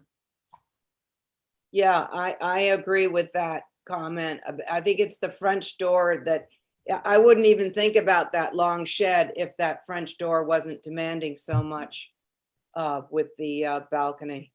And yeah, okay. Well, I think that's a fair point. So the balcony too, not just going to a single door like HSAB had suggested. Yeah, just simplify it a lot to then focus your eye down to the sunroom, which is quite cute. And as somebody said, harkens to the side porch. But it just seems like it's all sort of jammed in that corner up there. Where the second do you floor wanna deck think- and the roof comes across. Madam Chairperson, Hold on, John. I was going to ask Lisa if she wanted to think about that, or do you want us to sort of play Let's Make a Deal? I don't know what is better. I mean, you know, I We're think designing at the table, and I think we need to either make a motion or Right. hold minor. Yeah, I mean, it would be nice to be able to, I would just change those French doors to a window and get rid of the deck and add the chimney, if that would do it. That And would the do little, it. and the little door. And the little door that Diane wanted, because then I can know that I've got something approved that I can then develop a little bit more and maybe come back with some different ideas. Well, if you're going to do that, though, the 6-panel window up in the gable there, I think also is demanding too much. Okay, So, got it. Let's do a 4-light or remove it completely. No, I think a 4-light. okay, so if someone can craft a motion. I will. Madam Chair. Okay, Val, sorry, Val, could you hold on 1 second? John, go ahead. Yes, I would like to, from what I've seen, I'd like to make a motion that we hold this and hold it for, yeah. Wait a minute. John, we were just about to craft a motion. Val was going to put it all together and we were going to vote on that. So if you could hold that thought. I'll make a motion to hold for. No, please don't make a motion because then I don't think it's gonna fly. We're almost there and Lisa wants to walk away with us. So Val, could you put that into words? Okay, let me go ahead on what I was gonna say. From the, what did I say? John, could you hold your motion, please? Go ahead, Val. You're gonna add to the motion, but yes, I'll hold it.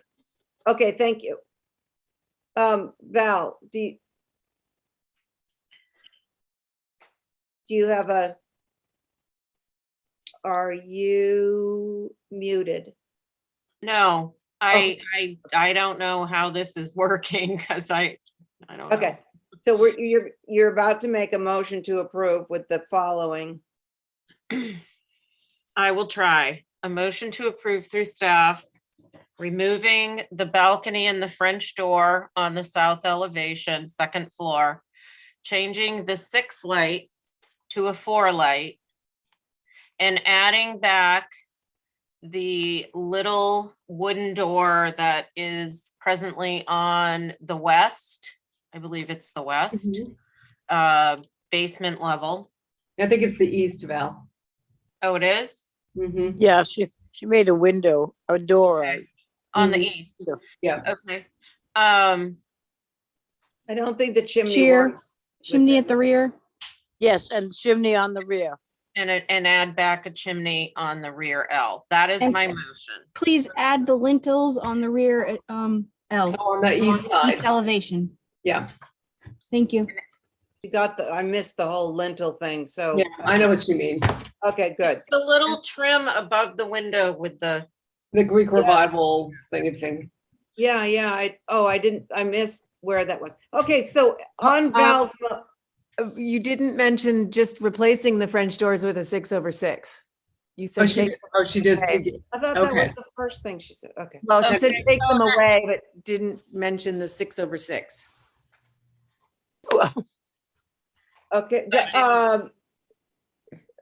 Terry, did you get the motion? Diane, Terry? it's my turn to say something. So we're in the middle of a motion, John. Could you just hold on 1 sec? I just want to make sure Terry got all that. The motion has to do with my motion. Hold on, John. We're in the middle of a motion. Okay, John, on Val's motion. All right, what is a motion? What you just read off? Yes.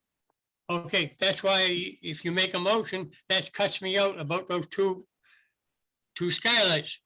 You should have all Eric, John, can I answer him, please? So we don't go back and forth. Sorry. John, the 2 skylights exist and they're at the moment they're staying. So on the motion, I'll come back to you, John. Think about it. Diane, yes, Carrie, Aye.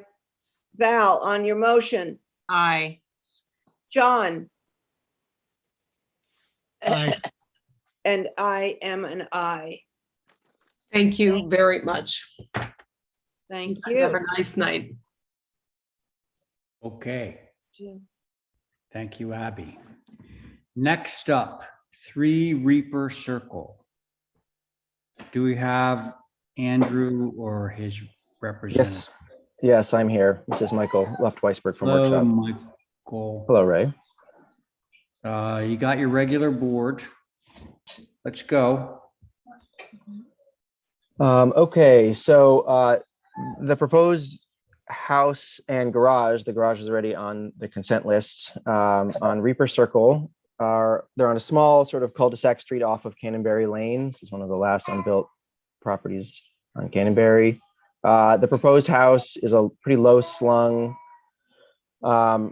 building with sort of a barn central massing and then a low shed roof or wart on each of the 4 facades. So there's a low shed roof porch on this front. There's a side roof mudroom entry on the side. There's a little extended gable on one end and another porch in the back. We think it feels nice and low. The roof pitch is mostly 10.5 on 12 other than the dormers. And the proposed colors for this building are natural Nantucket gray trim with black sashes and door. And that's about it. Sab had a couple of comments, which I'm sure Holly will read. Yeah, but we'll we'll get to there. those in a sec. Yep. Can we just go back to the site plan while we Absolutely. hear Holly? I want to just see how this is situated. Holly, your turn. Thank you, Mr. Chair. So yes, SAB took a look at this on March 7th. They said that the horizontal glass and side lights on the front door are unconventional. With gas intake and exhaust unit in chimney, concerned about the height of the chimney above the roof line. Corbelling is nice. And I just wanted to add, I think there's been comments about the height of some of the chimneys within the subdivision before. So I think that's The something. height of some of the chimneys, there have been comments from. Yes. Oh, Before, as far I as see, through I the see. review It's that- process, Yeah. you've requested them to be reduced in height. So that's just been a common comment. And those are comments, Mr. Chair. Yeah, Thank it would you. appear that these would be easily reduced. Thank you, Holly. Yeah, the note about the front door, I just want to mention there is a muntin, 2 muntins missing from the divided lights of the front door. So those could easily be added. 2 vertical muntins. Correct. Yes, In other words, it's a drafting error. correct. So that's an easy one. All right.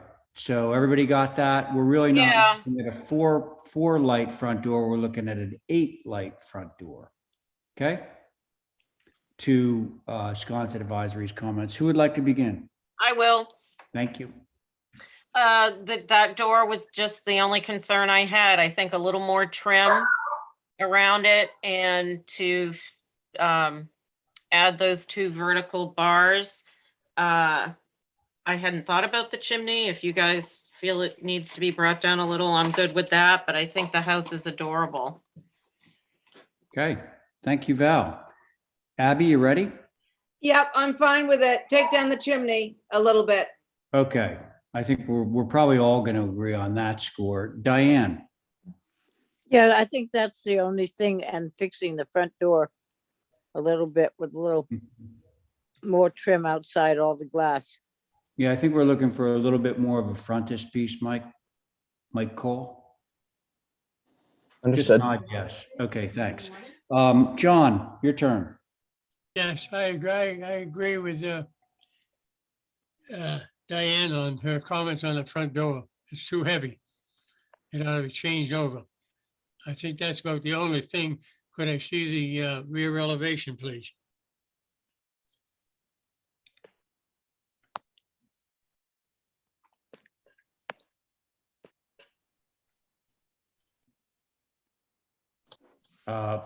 Is somebody getting the rear elevation there? John, it would be lovely to review this stuff in advance. Okay, there's the rear elevation, John.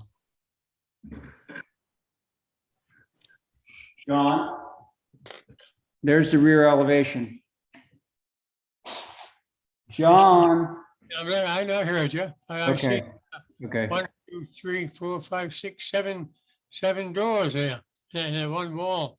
It's an awful lot. I think you ought to sit down the whole commission on the rules and regulations, but anyway, we'll do that in the future, maybe. Okay. My Cool. only comment is it's quite a lot if it's all visible, because other people want 6 or 7 doors like that, and you can't have it. You know, I just say we ought to set up. You're supposed to be making it right in the guidebook. We haven't got that yet either, so that would help. Well, Thank if you. people reviewed stuff ahead of time, we wouldn't spend so much time on this stuff. Yeah, that's why I looked at the site plan. Anyway, so John, your concerns are with the rear elevation doors, correct? I think there ought to be some change in those doors. Yes, there's too much glass. But Okay. I think we have a policy and we don't go by our stuff. Well, we also take into account visibility from a publicly traveled way, as you know. That's right. Thank you, John. Thank you. My own comments are the chimney should be taken down so that it's probably a maximum of 2 feet more or less above the ridge. Right now, it looks to be more like 4, maybe even 5 feet above the ridge. So that would be a comment that I'd love to have incorporate into the motion, and then the same thing with the tidying up of the front door. Would somebody care to make a motion on this? I'll try. Thank you, Val. I think it would be simple enough. I would make a motion to approve through staff, Mhm. changing the front door to have the proper amount of vertical grills as suggested, and muntins, giving more of a frontispiece around the front door and lowering the chimney to what? How do we? Could we say code? We could say code minimum. Code minimum. That's my, It's about a foot above code minimum at the moment, so it'll be about a foot. Oh, okay. Okay, that's Val's motion. On Val's motion, Abby. I'm an aye. Thank you, Diane. Aye. Thank you, Diane. John. Aye. Thank you, Val, on your motion. aye. And I'm in favor. Motion carries. Thank you, Michael. Thank you, everybody. Have a great night. Thanks. Mr. Pohl, I have to Yes. step out for a second. I'm having dog problems. Yeah, okay, that's fine. I can never tell whose dog it is that's barking. Okay, so let's see. I haven't really been following the rotation. Did I hear Jesse on with Lisa? Is Jesse here? I am. Oh, you are? Okay, welcome. I don't think Steve has been heard yet, though. All right, yeah. So Stephen, you want to sit in on this one? Sure. Okay, good. There's your board. Can we knock this up a couple, Mr. Chairman? All right, let's see. Paolo? Yes. There you are. Okay, good. You want to tell us what's happening? Yeah, this is Oh, a shed. it's a shed. Okay. This is actually, the shed design is actually approved on a previous plan. We are actually just proposing relocating that shed for the new plan on this property with a new pool location and new house design. So that red box indicates where it was previously. And we are shifting it behind that little retaining wall, that American design of the pool, centered to the pool and back. It has a porch either side and a pair of kind of barn doors that open front to back on the shed. Okay, so Paolo, I want to make sure that I got what you said correctly. The shed design has already been approved. I don't recall that. I'd like to see that. I can dig up, I don't have the paperwork handy, but it's the approval still This is effective. so unusual. I can't Yeah. imagine it's approved So- exactly as So is. let's just for a moment, let's scroll back to your application. Sure. Because I do want to show you something. I know you're not in front of the board all the time. Yeah. But notice it says description of work to be performed, right? Yeah. Well, one of the categories, well, you've checked one that I believe might be shed. I Yep. can't really see. It is shed. Yes. Look right below that and it says revisions to previous certificate number.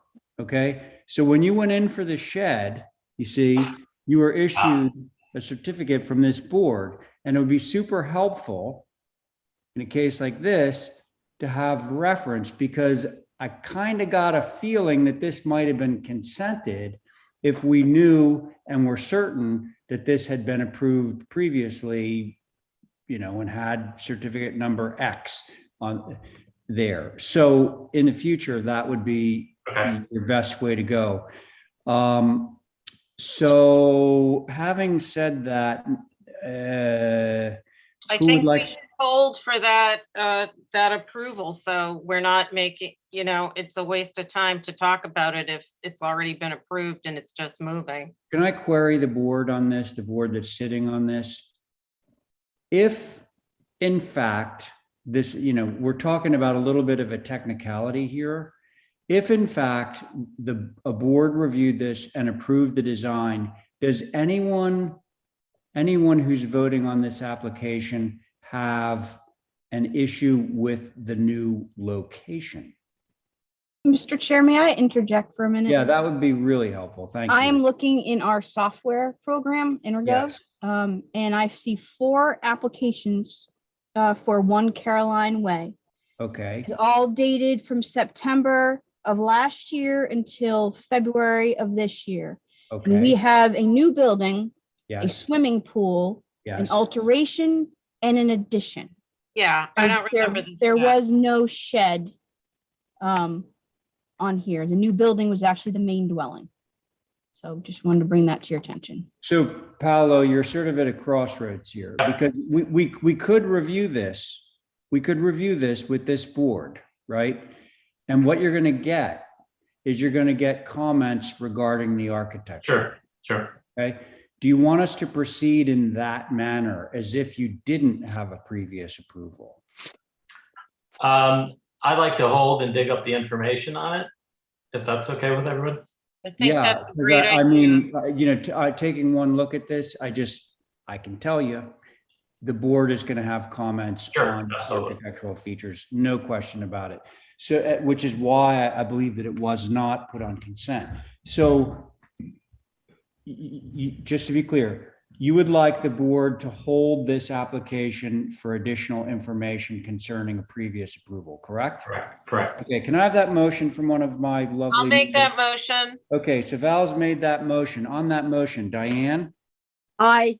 Thank you, Diane. John? Aye. Thank you. Stephen? Aye. Very good. And Val, on your motion? Aye. And I'm in favor too. Motion carries. Thank you, Paolo. Check your records and we'll get back. Okay, thanks. Linda Williams, 7 Fair Street. Is there another alternate here, just so I can Yeah. have a 5-minute break? Of course. So Stephen just went, so this means that we're going to have Carrie and Jesse on this next one for Linda. Linda, you are there, right? Yeah, Mr. we're holding Chairman, it. We talked today to, I talked today to the NHA, and we are going to hold it because we're bringing down an historic preservationist down in the middle of April, and they want Holly and I at that meeting.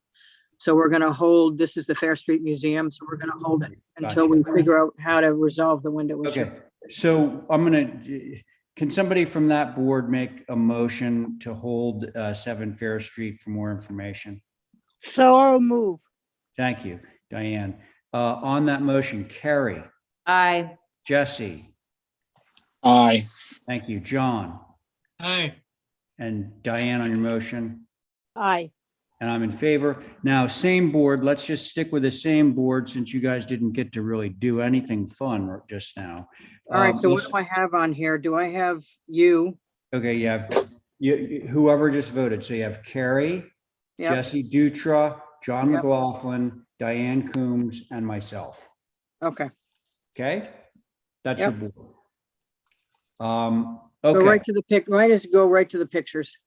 All right. 44 Fair Street, window. In a nutshell, we have 3 Oh, I diamond. love this house. I love I love this house, and we're beginning to fix it up. These windows have been neglected, pretty much rotted out. I can actually push the panes out, so we're just not touching the windows. They don't even fit in the frames anymore. What we're doing, and each window, I have gone through each window meticulously, inside and outside, noted how many wavy panes, how many original panes are still there. Mm-hmm. And we're going to take the windows out. They're falling out now, and reconstruct the windows using as many of the old panes that we can use. There are some have more old panes than others, and we're going to take them out, rebuild them, and then customize storm windows to protect them. Okay. Because what so- they've done is they've thrown up these crappy storms, metal storms that you can see where they're sort of not in the. I actually see those in the photographs, yes. Yeah, and the top panes have rotted out and they're not fitting in the frames, and it's a nightmare, and they'd Well- like to be able to open them. But so we're going to reconstruct them, single pane, use the panes, put panels on them to protect them, and keep going for another 100 years. Bottom line is you're going to save the panes and you're going to redo the sash. Yeah, we're going to rebuild them exactly as they Yeah, are, and and is that- custom storms. Is that an across the board, like every window in the house kind of thing? No, just these three cathedral Oh. windows. Just 3 windows. Yeah, just the 3 cathedrals. Okay. And then we're going to put this top piece back on. See the top piece in this picture? All of them had a top piece at one point. The other 2 have fallen off somewhere. I'm sorry, which top piece? This window we're looking at right now, Yeah. there's a top piece on it. Oh, you mean the little hood? Yeah, so we're going to put the hoods back on the other 2 to match this again. They used to have hoods. Oh, and I they see. fell off. So 2 of the hood, I see that now. 2 of the hoods are missing. Yeah. Got it. Okay, got it. Linda, thanks. Holly. Thank you, Mr. Chair. So yes, this is that lovely Gothic revival from 1859, built by William B. Gardner. HSAB took a look at this on March 14th. They said the photographs do not show any evidence of significant sash deterioration. There is some sill rot, which can be repaired, and individual broken panes can be replaced. Overall, these windows appear to be in good condition. They look like they need repainting and reglazing and not replacing. These original windows are a part of the historic fabric of this house and should be kept. A well-restored window will cost less than a new one and last much longer. HI would like to see revisions if the commission so inclined. From what I see in the application and from talking to and understanding Linda's proposal here, obviously retention of these historic fabric is important. And if these windows can be restored and rebuilt, I think that's a great thing. They should be. Obviously, if they had to be a replacement, that would be something that should be obviously a TDL. And from somebody that can actually do that. My understanding that there's not going to be aluminum storm windows, that it would be the reproduction kind, so that's not to hinder the existing windows. So those are the comments, Mr. Chair. Great. Mr. Chair, we have looked into restoring the windows that are there. That's not possible because they're actually broken frames. They don't fit in the frame anymore. They've shrunk or something happened to them. So there's Linda, gaps everywhere. your interior documentation of the windows, I felt was pretty convincing. Okay. Anyway. It's gonna be exactly the way they are. Right. Okay. So who among our board members would like to start the discussion? Well, I'll go. Thank you, Diane. Go ahead. I think I would like to be sure that those 3 windows are 4 windows, because it looks like I can see 2 in that first top picture, that they both have their little hood on them. I understand the paint is peeling off in that other picture, but that can be fixed. And I think we should try very hard to, at least on those 3 windows, to rebuild them. Windows are going to be very hard to get anyway. So to take the time to rebuild those may be better than going to try to do something else. if the windows don't shrink, the glass stops them from shrinking. The outside where they fit in may have gotten out of shape, but that has to be done anyway. When you put in any window, is that the framing on the outside has to be good. So I'd like to see those 3 windows approached with the thing of repairing rather than replacing. And I don't know what, Linda, what you said about all the other windows. Are they going to be replaced or are No, they no, we're only talking about the 3 gable end windows. three gable ends? Okay, That's well, it. that's Three windows. Yeah. because I heard the same song about the windows at the museum that you could put your thumb through and all that stuff. So I would just like to give it a try and look at them carefully. That window, with the exception of the sill, looks in pretty good shape to me. So that's what I think. I can tell you Okay. they're not in great shape, otherwise we on. would go ahead and do that, but we can't. Okay. Yes, you can. Don't say you can't. We Hang on. can't. Oh, you guys, come on. Okay, thank you, Diane. Who's next? I'll go. Thank you, Carrie. I think the way Linda described it, they're going to use as much historic material as possible, which is mostly the glass, which is highly appreciated. And I think sometimes rebuilding is restoring when it comes to a window. And I appreciate bringing the cap, trim, hood, whatever it is, back on the other 2. So I'm good with this. I feel like they'll be built to last and in authentic materials, and hopefully all the details will be restored. You can see where some of those muttons are absolutely deteriorated. Yeah. The crossbars. So kudos to keeping this thing going. Well Well, said. the Backus family, generation later on, the Backus family that used to own the Wall-Winnet, some of that family owns this structure now, and they take great care of this structure. They are really into doing this. It's going to cost them 20 grand a window kind of thing. Yeah. Well, the Okay. wind used to blow through the Wall-Winnet windows too, so I bet they're Yes, blowing it did. through this. Yeah. Back in the day. Oh, And the walls. Okay, so thank you, Carrie. Thank you, Linda. Let's see, Jesse, your turn. Thank you. And thank you, Linda. This is well documented. Yeah, if you look at the photos, there's a lot of decay here. I can't see how you're going to be able to keep these windows from the photos. And as long as that we're keeping the original glass that's there, and you're mimicking everything back to its original status, I'm okay with this. Thank you. Okay, thank you, Jesse. John, your turn, my friend. Thank you. Thank you. I know the structure well. The old style windows that they have there, it almost looks like a church window. you know? Correct. And Mr. Sereno, who ran the steamship authority, lived there. Anyway, it's history. I think this should be approved to straighten everything out, because there's so much here that I've seen that needs to be repaired.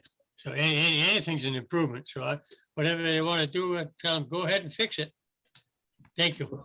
Okay, John. Well, I think that Linda has proven that the windows, particularly the views from the inside, those are severely compromised windows. And to Carrie's point, sometimes the right thing to do is to do it new, and to get it right, use new materials, new wood, that is, not new plastic or anything like that. So I'm okay with, not only okay, I'm happy with this application, because this happens to be one of my personal favorite houses in town. I live right around the corner. Okay, so can somebody give me a motion? Motion to approve as submitted. Okay, that sounds good, Jesse. Thank you for the motion. On that motion, Carrie? Aye. Diane? No. Okay, John? Aye. Thank you. Jesse, on your motion? Aye. And I'm in favor, so the motion carries 4 in favor, 1 opposed. Thank you. And Just as a now, side note, Mr. Chairman, Yes. this, before this structure was built in the 1800s, later 1800s, this is where the school was. Yep. There was a whole big building there with a school, where all the kids went to elementary school on this site, and then that building left. They moved it somewhere, and Holly may know where it went, and then they built this structure. son of a gun. Mr. Chair, I just wanted to mention some, if you wouldn't mind, Carrie made a good point. She said that rebuilding is restoring, and I do think that that's something to really emphasize. That is true. That is very, very true. So thank you.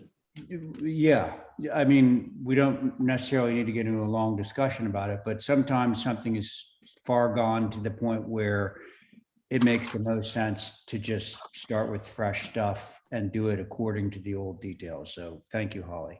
Okay, we're going to move along to 126 Maine, move on site and renovation. And the board is going to shift a little bit. I don't believe that we have I'm Val. back. Oh, Val There she is is. back. Okay, so Val's back. I'm Now- back. Oh, we're both back. Okay. Yeah, so- yeah. No, it's okay. I hope you severely reprimanded that dog of yours. Well, I won't tell you what happened. I think it's saying that you won't tell us, you did tell us. Anyway, something that dogs do. Anyway, so 126 Main Street. Now you're back to the regular board, Linda. So go for it. Okay. Not a lot happened to this property for a very long time. It was set in the same family for probably almost 200 years, which is interesting. The last member of that family works at the, I believe, the homestead. And her family sold it to the man that owns 1 Bloom Street. And you've been dealing with that 1 Bloom Street was a Matt McEachern project. Okay. And it was recently sold by that person because he didn't do anything with it. He just, it was just there. So he sold it to our guys. And I had a full-blown scan done of it because every time I do an historic structure now, I commission a full-blown scan with the window schedule, the sizes of the openings, et cetera, the framing, the floor plans, which was already altered by a previous owner back in 1996. And I give that to Holly for her records so she can keep a running tab on it. So I've done probably 4 or 5 of them now that Holly has. And we did one on this structure. And we'd like to pick it up and move it over. Now HSAB was split on this. Well, just tell And us. there's what you want to do. nothing showing where you're moving it. That's the biggest concern. Well, actually, there You is. can see it, but it's very difficult for his red line to be actually, unless you blow it, let's blow it up a few ticks. Is that the common vernacular? I have it blown up full size on, Well, I don't so- even have that. That is not in our packet. Yes, it is. It's the Oh, front what is page. Yes, it is. It's Wait. right there.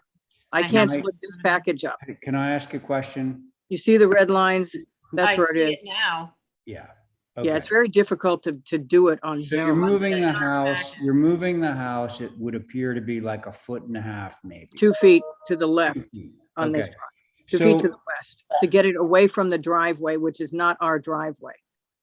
So then there was a 1996. This whole back piece that you see here was added in 1996. The porch, that whole piece coming straight off the back, and the piece going to the left. Now, over time, according to the Sanborn maps, which are all in these packets, there have been various things in the back, hanging off the side, not hanging off the side. So the 1996, they took everything else off it and then put this on. Now, when you see some of the interior pictures, you'll have time to look at it between now and the next meeting. When you look in the interior pictures, you can see where they just shoved that rear addition right over the top of the back roof and then there's the back of it.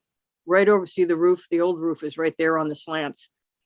And they shoved the new roof right over the top of the old roof and then reconstructed the interior of the old roof because apparently it was beginning to sag. So I have new framing all over the inside of this house, though you don't really go inside the house, but there's all kinds of new framing in this house. And most of the windows, a majority of the windows are new windows and they're Brosco, yay. And so they've all decided to disintegrate at one time. They're coming off with that addition anyway. So there wasn't a lot of concern. If you want to go to the north elevation drawing, there wasn't a lot of concern about the north elevation, except for that flush dormer on the right. They didn't feel, and I tend to agree, that the flush dormer was sort of alien to this structure, but it does look like a new addition, which is the other one look like a new addition. So I can probably fool around with that flush dormer on the north, but they didn't have any comments about the rear or the sides. Because they were Okay, already let's take what a the look biggest at, issue for them is that we want to do what we've done with a lot of these other structures is replace the windows. I've got Broscos, I've got weight and balances, I've got all kinds of wacky stuff in here because it's been just done over time. And we want to replace the windows. We are doing, there are no plank frames. It's TDLs in the front like we have before. And, you know, wood panels and then wood windows, SDL, so we don't have to do any storm windows around the rest of the structure, clearly on the new end. You know, and then some of the windows on the side, the west side in the main body of the house have already been replaced, the ones on the first floor. So I think somewhere in my narrative, you'll see that there's probably 36 windows, 21 of which are new. And some of them have been replaced just individually. So I just want to get that off the table. The other new thing would be the roof walk. Now, granted, they took the chimney off the roof walk and to put the roof walk up there, but the roof walk wouldn't exist if there hadn't been a hatch up there, which they covered over when they redid the frame of the third floor. So I understand we want to put a chimney back up there. I got that, because it makes no sense to have a house of this age with no chimney. So yeah, the chimney goes back up. I can deal with the dormer on the right, the flush dormer. And the other thing was moving it 2 feet and replacing the foundation, reusing the rubble that's on one side for sure. And repainting the front brick in gray, which is what the brick is in the front now. So not a heck of a lot. brick veneer on the foundation. There's brick in the front and part of the left side, and there's rubble around the rest, but the entire addition is cinder block, poured and cinder block. Got it. So what we were going to do is put a new foundation under it, since we were picking it up anyway, move it over 2 feet to get it away from that neighbor's driveway. And then put the brick back in the front, paint it the gray that it is now. And the rubble on the left is gray, and we'd reuse the rubble around the sides, which is what we just did down at Beaver Street. Okay. Very thorough, as usual. Thank you. Holly. Thank you, Mr. Chair. So for the record, this is actually a circa 1750 typical Nantucket. It's said to have been moved from Old Sherburne. That's per Clay Lancaster, and I can't argue with Clay. He was on top of it. Also called the Arthur B. Collins House or the E.W. Cobb House. HSAB has a list of comments, so bear with me. They looked at this at March 21st, so yesterday. They said no evidence was provided to indicate the foundation is compromised or in need of substantial enough repair to warrant replacement. The raised exposed foundation is part of the character of this very old house and should be retained as is. The rear addition will have plenty of room for new basement area, and the existing brick and rubble foundation walls will provide needed character to the new finished basement space. Moving the building 2 feet to the west is also necessary, as there is presently adequate room for a driveway. It is already grandfathered in place and not a requirement of the subdivision. Existing foundation windows and the side access door are character defining features of the old houses and should be kept. On the east elevation, the second floor window centered in the main mass should be the same size as the others. On the west elevation, the 15 light door should be changed to a 12 light with a kick panel, and the new first floor window close to the street is unnecessary and alters the balance of the existing windows. The chimney needs to remain, and while not in our purview, the fireplaces and central chimney masts are the most character-defining elements in a house of this age and should never be removed. The value of an antique Nantucket house is lost without them. Evidence that this house once had a roof walk should be provided before approving a new one. The roof walk should not have a skirt on a building of this age. Before approving the replacement of every window in the house, a survey should be done to indicate the age and condition of each one. There are likely some original windows which should be restored and not replaced. The flush shed dormer on the addition facing Main Street is not appropriate for a building in this age. Again, from staff's perspective, I would echo a couple of those comments from HSAB. Moving a structure of this age is not necessary unless it has a good reason to consider. Appreciate the 3D scan as always of these, especially of this pre-Revolutionary War structure. The windows in the main block of the typical Nantucket should be restored if possible, and if not, should be TDL, Green Mountain. And that's meaning the sides as well, the main block itself. The SDL should only be considered for that 1996 rear L that will be redone. The shed dormer on that side addition is definitely not appropriate to this pre-Revolutionary War typical Nantucket. The new foundation for this historic structure should not show obviously any concrete, and only should be really seen on that contemporary L addition. The foundation really, obviously, as you all are aware, should be retaining that existing brick and rubble feature back to the Revolutionary time frame. So those are the plethora of comments, Mr. Chair. Thank you. Thank you, Holly. Can I just ask you one question, clarification on something? In the HSAB comments that you read, it said something about not having to move the house because of the subdivision. Yeah, that was my question too. All right, I'll explain that. So is this one of those, moving the 4181L. house? Yes. Oh, for Christ's sakes. Except in this case, Mr. Chairman, 4181L, in this case, this was almost a 10,000 square foot lot. So both of these lots are close to 5,000 square feet. Now, we have all agonized over these 1,500 square foot lots, 2,000 square foot lots. These were almost completely two fully functioning separate lots. So we did do a 4181L. Yes, we did. We do not own that driveway.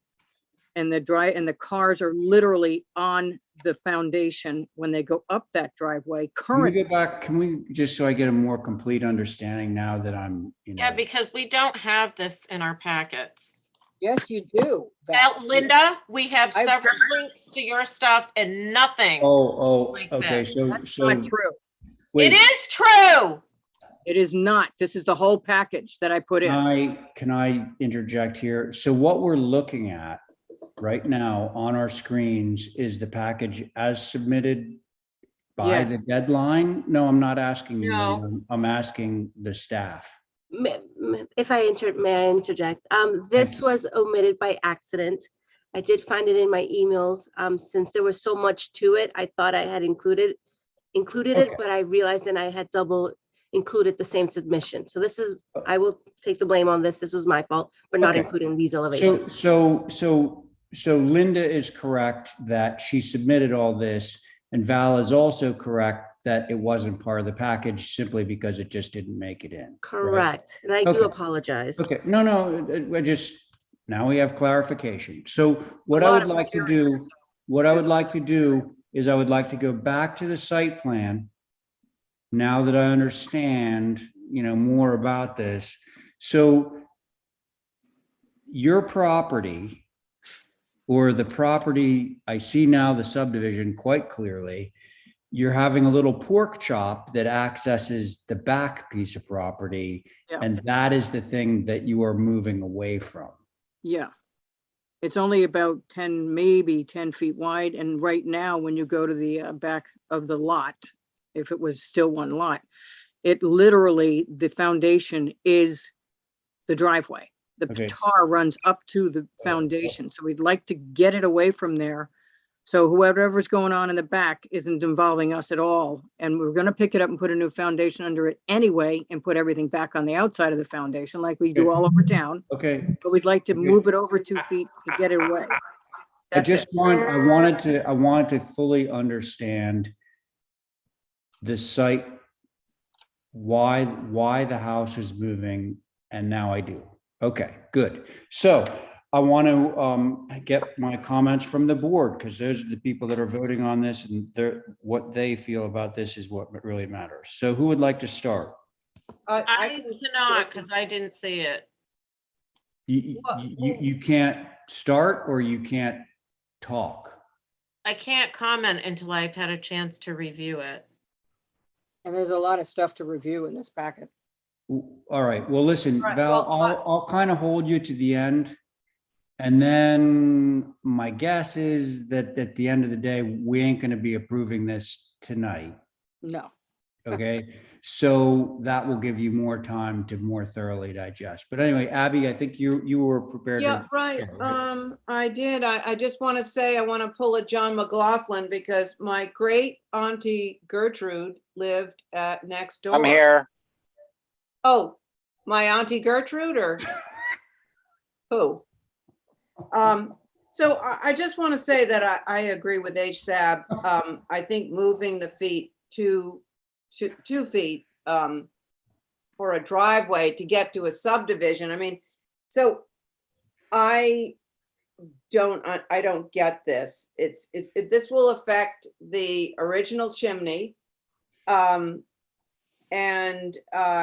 so I'm not in favor of moving it 2 feet. The right side massing with the shed dormer. That's the right, just for the record, the right side of the north elevation, also known as the front. Yes. Front of the thank you. house. Yes. Not appropriate. It's so modern. It bears no throwback to the 1750s building.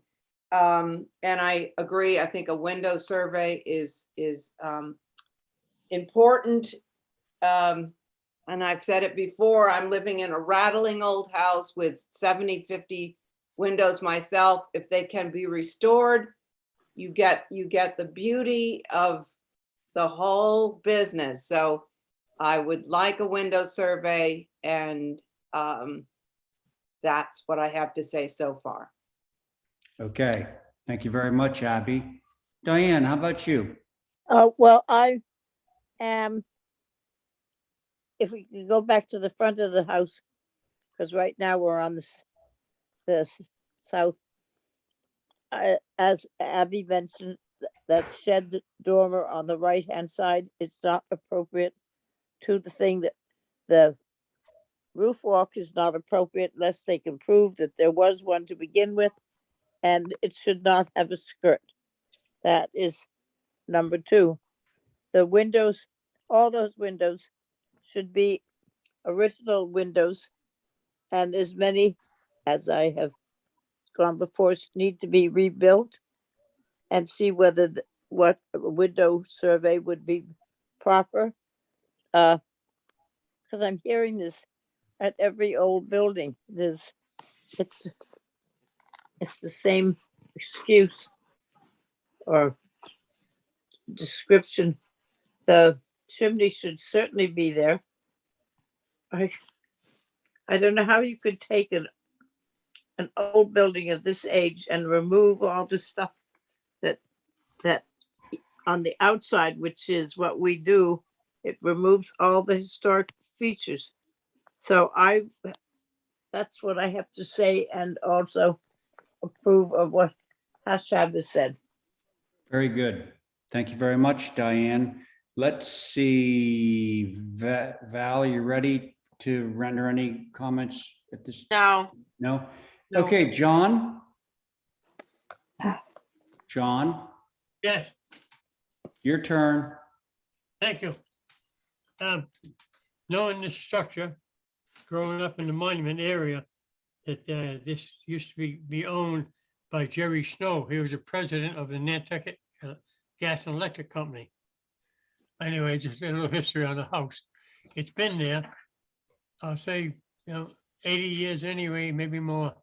But the changes in this building here that are being made now have got it so far out of sight of anything else in the neighborhood. It's a private vehicle. for private, structure being changed over than to what's there. I think some of it should be looked into by the owners and find out with their architect what can change some of this that has just been added on this plan right here. The deck out in the front door going towards the side door, I guess, I don't know. I can't see that much on it, but it's a sketchy drawing. So I think that myself, I would make quite a few changes, but I don't want to get racked up in it right now. Thank you. Okay, thank you, John. You're Val, welcome. anything? No, I need to be able to review it.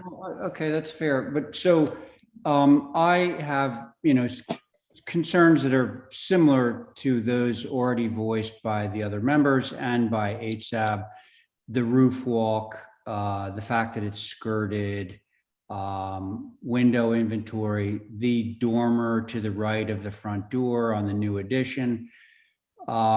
The movement of the house, I really would love to actually go out and see the actual foundation as it stands right now. So I'd like to do a little research on my own, but Linda, I think that you have enough directive from the board, at least the broad brushstrokes, what our major concerns are. I make a motion to hold for revisions. That sounds good to me. Thanks, Diane. Can we go back to revisions, Mr. Chair? Oh, Yes, go back to- and go back and you to go back to hashtag. very good. What they have to say. Thank you. Okay, so that was Diane's motion. On Diane's motion, Abby. Aye. Thank you. Val. Aye. Thank you. Diane. Aye. Thank you. John. Aye. And Diane on your motion? Aye. And I'm in favor. Motion carries. Thank you, Linda. Still Okay. here for Two Stone Alley.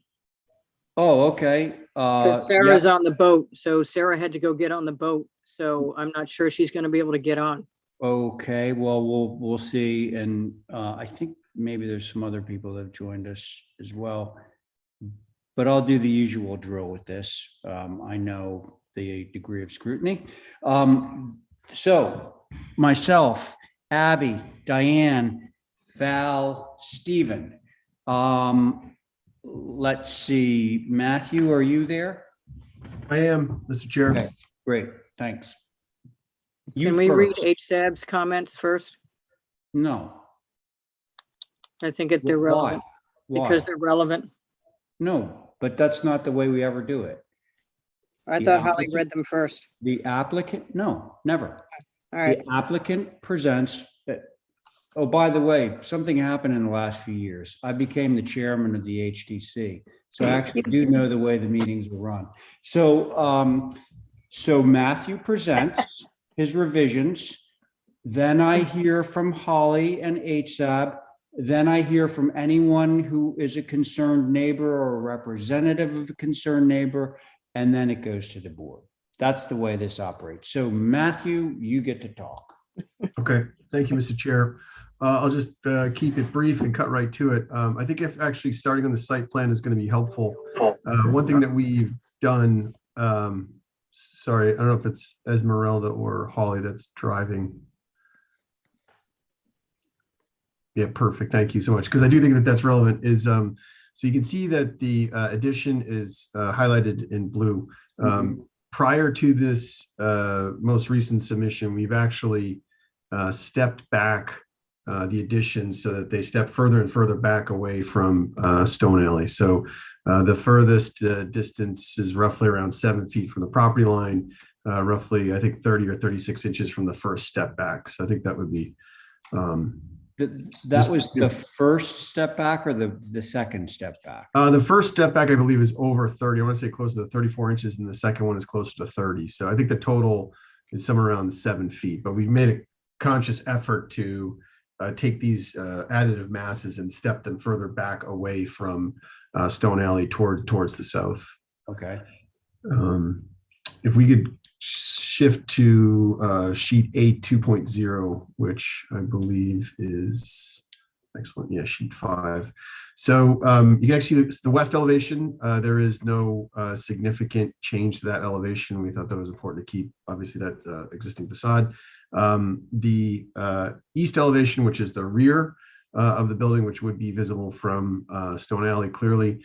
The biggest change that we've made, and we did present this as an option at the last meeting, and it was not something that we had submitted at the deadline, but it was something that we asked if we could present to the board for some initial feedback. I think the board collectively said definitely heading in a good direction, but they asked you collectively asked to hold it so that you could review the documents. So we had submitted those, and so you've seen them. But the most significant change, other than stepping back, was to take the rear L, the furthest portion of the rear L, and basically simply make it a one-story element.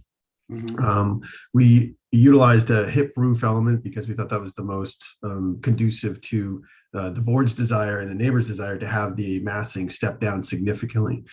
We also dropped the plate height. So the plate height on the of this rear living area is actually lower than we would normally do. It's close to the range, I want to say, like 7.6 or just under 8. It was an intentional maneuver to really drop it as much as we could. There was also some discussion at one point. I was certainly tempted to integrate a deck, a built-in deck. The area above on the next additive mass is a bedroom, and so it was kind of asking for a second floor deck over this one-story mass. We did not elect to do that in deference to the neighbors and the board's comments. So again, a little bit of an opportunity missed there, but I think that as a one-story hip roof element, I think it's certainly, in terms of the scale, follows the topography in a way that's conducive to it, sympathetic to it. If we could shift to the next sheet, that would be A2.1. And obviously the north elevation is what faces Stone Alley. And again, you can see the existing topography, the existing grade line, and how dramatically we've removed the whole portion of the second floor plan, which I think everybody was in favor of. But again, I think that it's certainly successful in that the massing is correlated directly to the topographic changes in the sloping hill. Matt? Yes? Oh, can I query you on that? Certainly. Okay, so we're looking at the north elevation, the Stone Alley elevation. Correct. And I see, the very bold black line that indicates the grade. Correct.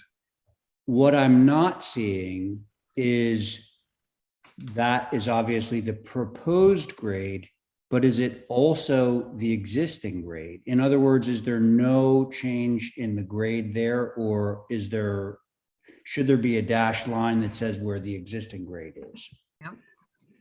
There may be some minor grade change right at the right side of the north elevation, but basically what we've done is we were given a survey, and we've taken that survey and we've modeled it. And so we are not proposing any significant grade changes, or really any grade changes along here. Where the grade is actually kind of more organically shaped, that indicates that we're not proposing to change the grade. You can see that there's a very kind of perfect angled line here. And I would anticipate that is some variation of the existing grade, but if any manipulation would be there. But I don't think it's a significant variant of fill or cut. Okay. The intent here. Thank you. Okay, continue. Sorry. On the south elevation, Mr. Chair, that is, you can see that we did kind of level out here. The grade is a little bit flatter here, but I can certainly show you existing versus proposed. Again, anywhere we have more. Helpful. Yeah. Yeah, I don't think it varies dramatically, but we can certainly provide that. And this would be one other area where it's a little bit more perfect. And the truth is, it's probably a little bit more bowed out. Okay. Okay, so north elevation, again, the intent here was to do additive massing. We've removed that second floor program area and try to keep it very simple. I'd also just reiterate that going back probably 7 or 8 months, we worked with the neighbor's attorney, Ginger's attorney, to try and listen to some of the comments that she had made. So we've actually made a number of changes. We had a lot more fenestration on the north elevation. So I just want to reiterate that we've made a number of changes prior to even coming to you. Finally, I'll just end on the south elevation, which is definitely a little bit more, there's a little bit more activity architecturally there. But one of the things that I'm actually very, very happy about is that if you look at the existing south elevation, it's basically this is a sunroom, and we've basically we're proposing to take that exact detail, that exact footprint, exact everything, and literally slide it over and reintegrate it into our existing design.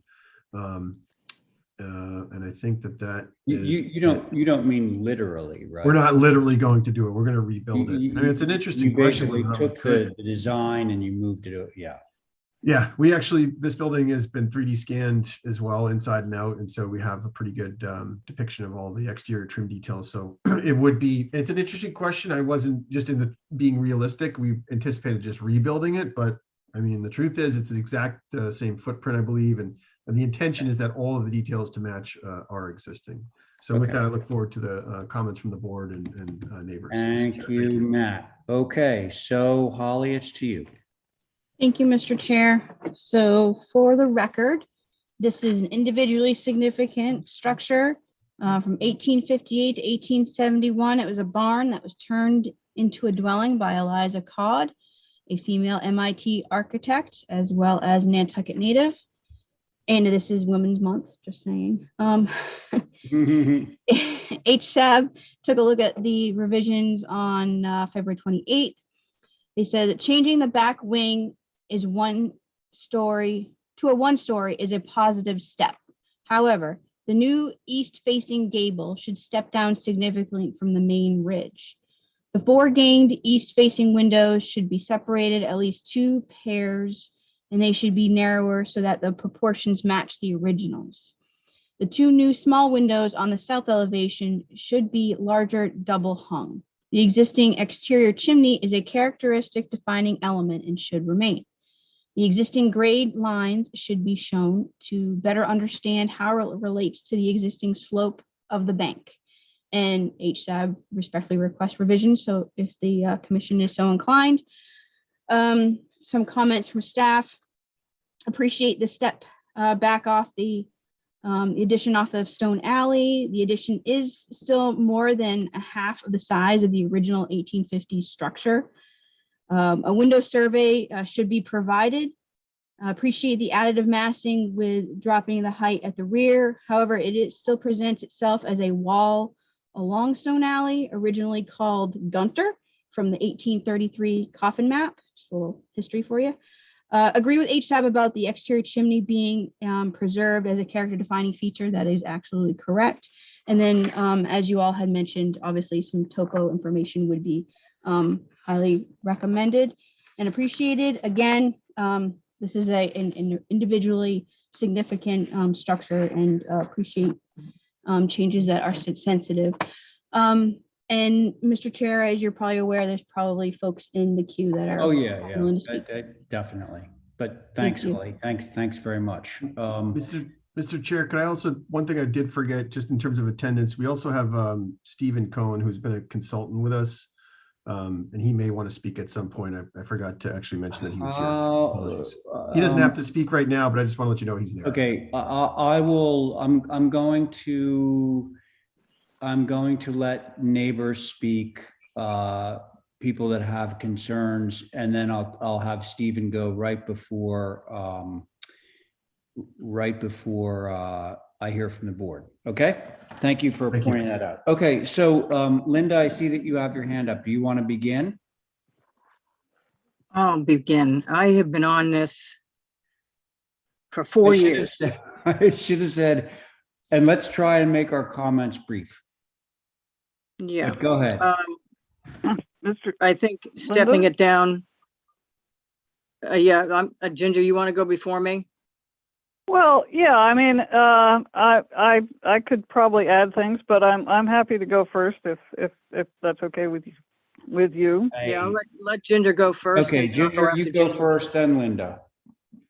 Okay, so on the site plan, I'm concerned about the way the grading is shown, and I'm also concerned about the delineation of the north property line, because there is on the northeast corner of Stone Alley, a retaining wall, which holds it in place. And if you look at the Sanborn maps, that is a squared off end, not a tapered end. So Stone Alley at the moment is still in a butter's way. So the two of us still need to use that to access important things like our electric lines and other utilities.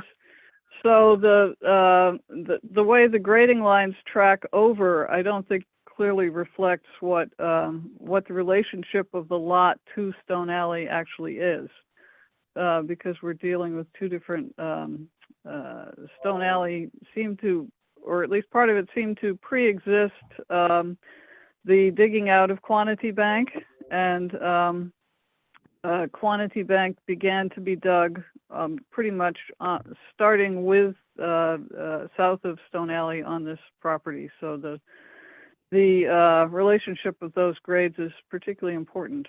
So the size of the addition, it's already been mentioned. The delineation, there's an interesting little divot there in Stone Alley where the north side cellar door apparently contemplates digging a hole in the alley and dropping the basement floor down from 2 steps to 6 or 7.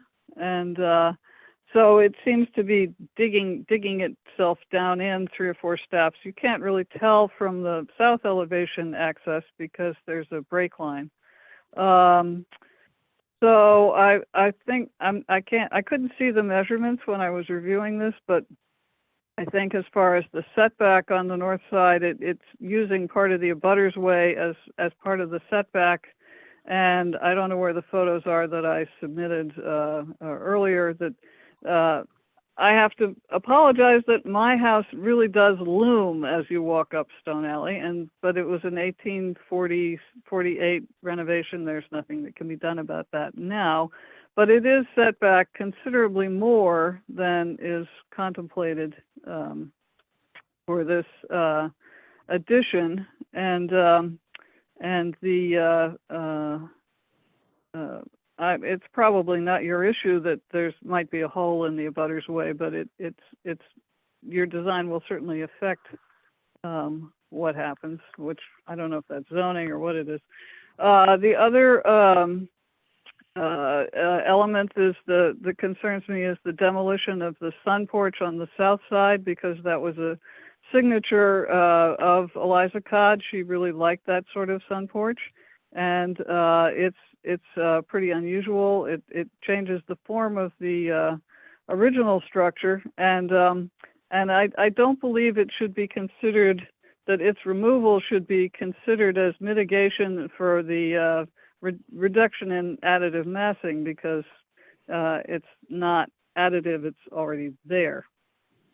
So the perspective views, they're nice drawings, but and it's fun to have with computers, but I'm not sure that other than the northwest angle that they're really relevant to how anyone would experience this on the in actual reality.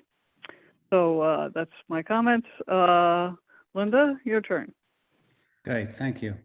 I've Linda. been on this with Ginger for 4 years now. It's death by 1,000 cuts. Trying to wait us out. The first guy, before Matt got involved, he sort of inherited the problem. It went on and on and on and on and on. We've had changes in board members since then. And every single time, the board has been very consistent about go south. Not once has anyone gone south, because I know they don't want to block their view because they own the house that's behind it that fronts on Orange Street, which is almost every house actually, except for this one, fronts on Orange Street. It was a unique location.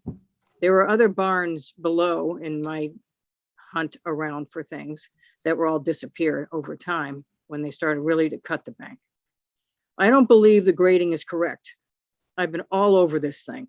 And that grading is not correct, because if you look at the south side versus the north side grading, it's not the same grading, and the grading runs the same all the way through for the most part. It doesn't plane out like that. That's been one of the problems as it comes down the hill towards the guy below. They sold their house rather than deal with this. So they have new owners down there. They moved out, I think, to Monomoy. And it's looming. It's, as I said before, it's the only one that's in between the bank, on Quantity Bank. You can see where this slopes off very steeply. That foundation from Stone Alley that he's showing is going to be humongous coming from there. It's going to come down the hill, and yet the floor doesn't change that much, if at all. And that foundation's up out of the ground, I don't know, 12 feet out of the ground? I have no idea. But from Union Street, this is perfectly, obviously, totally visible, not minimally visible. This structure is completely visible from Union Street, and not just between the two houses, from Union Street. That porch, as it already been mentioned, was part of her original design, not added later when she converted it, when her father gave her the barn to live in. It was converted and it's there. It's iconic on this structure, along with that overhang on the west side where the front door is. That's part of what she did. You can see it over there on Gardner Court or whatever it's called down the street. The house that she designed there, and there's one on the Cliff Road. I think it's not, it's getting better. It's not where it should be. That whole piece coming down the hill should be gone. The piece that's attached to the back of it is obliterating that side of that structure. That's that structure. Obliterating the back of the structure. It affects the size of the structure when you add both pieces on the square footage on the ground. And it pretty much takes away from how special this structure really is. I don't usually go to the bat for structures, having been more pragmatic over time, but this particular structure is not one you can be pragmatic about. There's so much history involved with this, and Eliza Codd, it's not funny. So I don't think it's addressing the loomingness on Stone and the way it's going to come down the hill and loom over Union Street. Some piece of this needs to go south. It's been said every single time this has come in, whether it's HSAB or the HDC, every single time, go south. They refuse to do it and continue to tinker with what's coming down the hill and how much it's going to loom over Union and loom over Stone Alley, which is one of the more historic alleys in town, south of Maine in particular.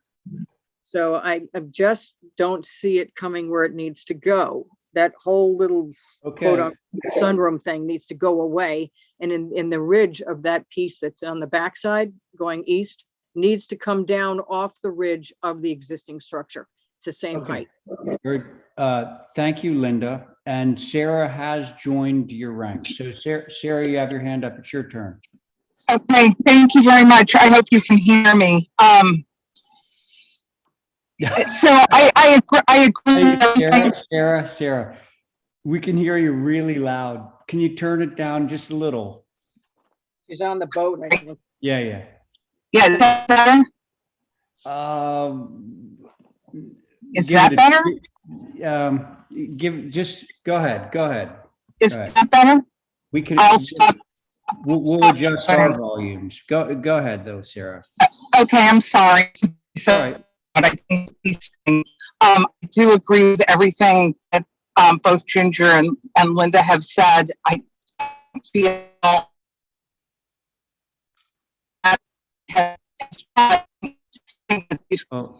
responsive to the comments that have been made by commissioners. Sarah? Yeah? We're getting like yes. About half of what you're saying. I think the bandwidth out there is not working for you so well. So continue, but with the understanding that, we're not getting everything that you're saying. Go ahead. Sarah? As she gets closer, it'll get better. Sarah, did we lose you? Huh, Let me see if I can get her back. yeah, Hold on. it was on and off. Yeah, hold on. It may be better if she calls my phone instead of dials in that way.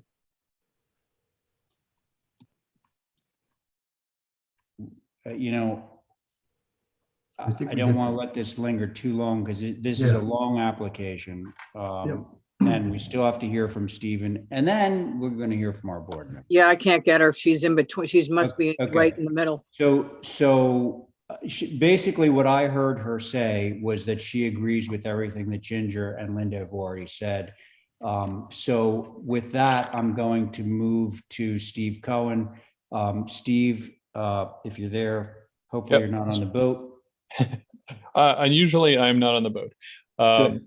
So, Mr. Chairman, members of the board, I believe that you will recall that when the Crosbys owned the abutting house, that I represented them and vehemently opposed the original proposals. In my experience, this applicant was the most unresponsive applicant I've ever seen and I don't mean Matt's design, I mean the prior designs. The lack of responsiveness was just stunning. And when they decided to change representation and go with more local designers and bring Matt in, Matt asked me to come on board and sort of play devil's advocate with him and help him be responsive to the comments that were being made.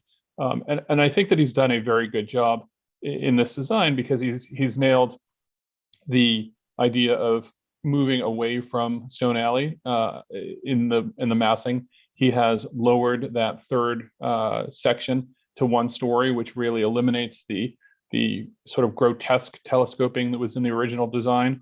And he has preserved the key architectural elements of the original design. You know, instead of going from a house where the original design was being eaten by the addition, you now have a true addition that preserves most of the original structure and the key design elements. And I think that it's a very responsive and responsible design. I think that the HSAP comments about the windows and about breaking that middle ridge are good comments. And, you know, frankly, I think that what's being presented is responsive to the concerns that have been raised and by the board members, and that if the applicant went forward with making the changes that HSAB recommended, that would be a very historically responsible way to design this house and to do additive massing.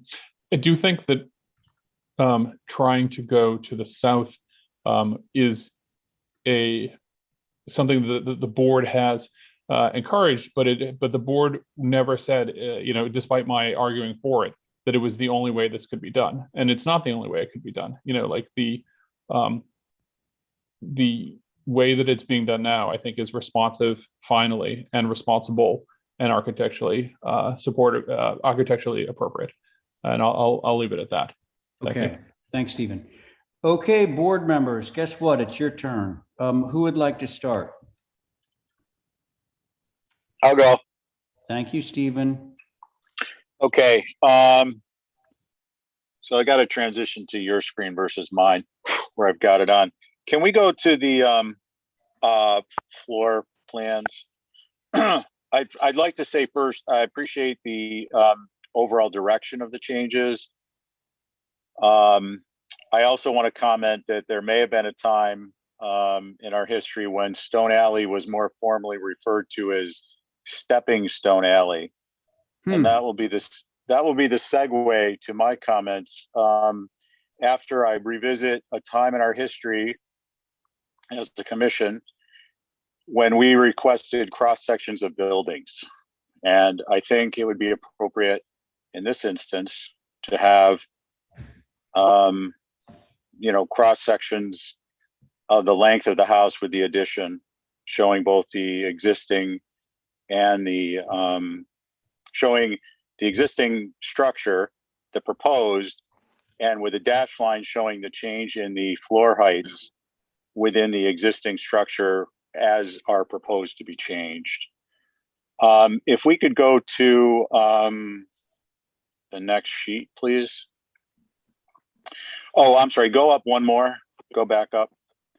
I will comment later on the Wilt Chamberlain couches. I'm just not so much with respect to the overall length of the hipped roof porch. Okay, can we go to the elevations, please? That was funny, Stephen. Sorry, Matt, I That couldn't was pretty resist. good. Cut me off guard. I think this elevation, the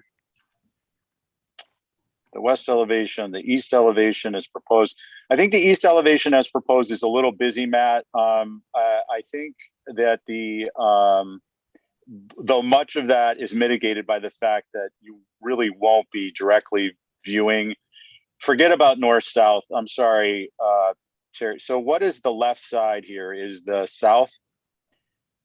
The left side of the east elevation, yeah, would always be the south. So yes, I just get terribly confused with the cardinal points on this property because I want the north to be the east for some reason in my mind. So can we go back to the east? Sorry. I think the left side of the east, that area will not be visible. However, I want to pick up on the point that was made about the porch that was once in place or is in place and being proposed to remove.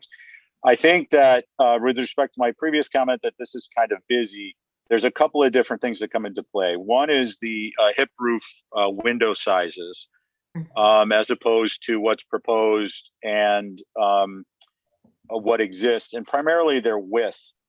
I also think the hip roof is an element that is foreign to the structure, and I believe that it could be successful when you marry the windows from the wraparound porch that exists, and you kind of change the feeling of that facade. It's kind of contrary in notion, right? I'm saying it's a complicated elevation, but then we're asking to bring back or to integrate this element of a porch that is, it's a formal look. But I think that it's also a known entity. It's part of the identity of the structure. And I think therefore it will communicate well, both back in time and also to people who walk by it and have any familiarity. The other aspect that I would suggest that would be helpful, can we go to the next elevation down?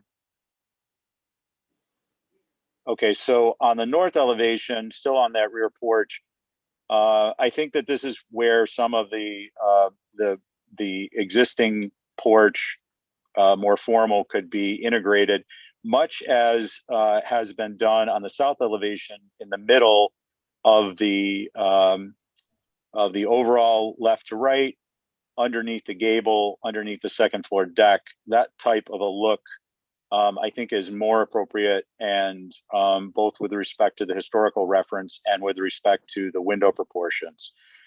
The other comment I'd want to make on the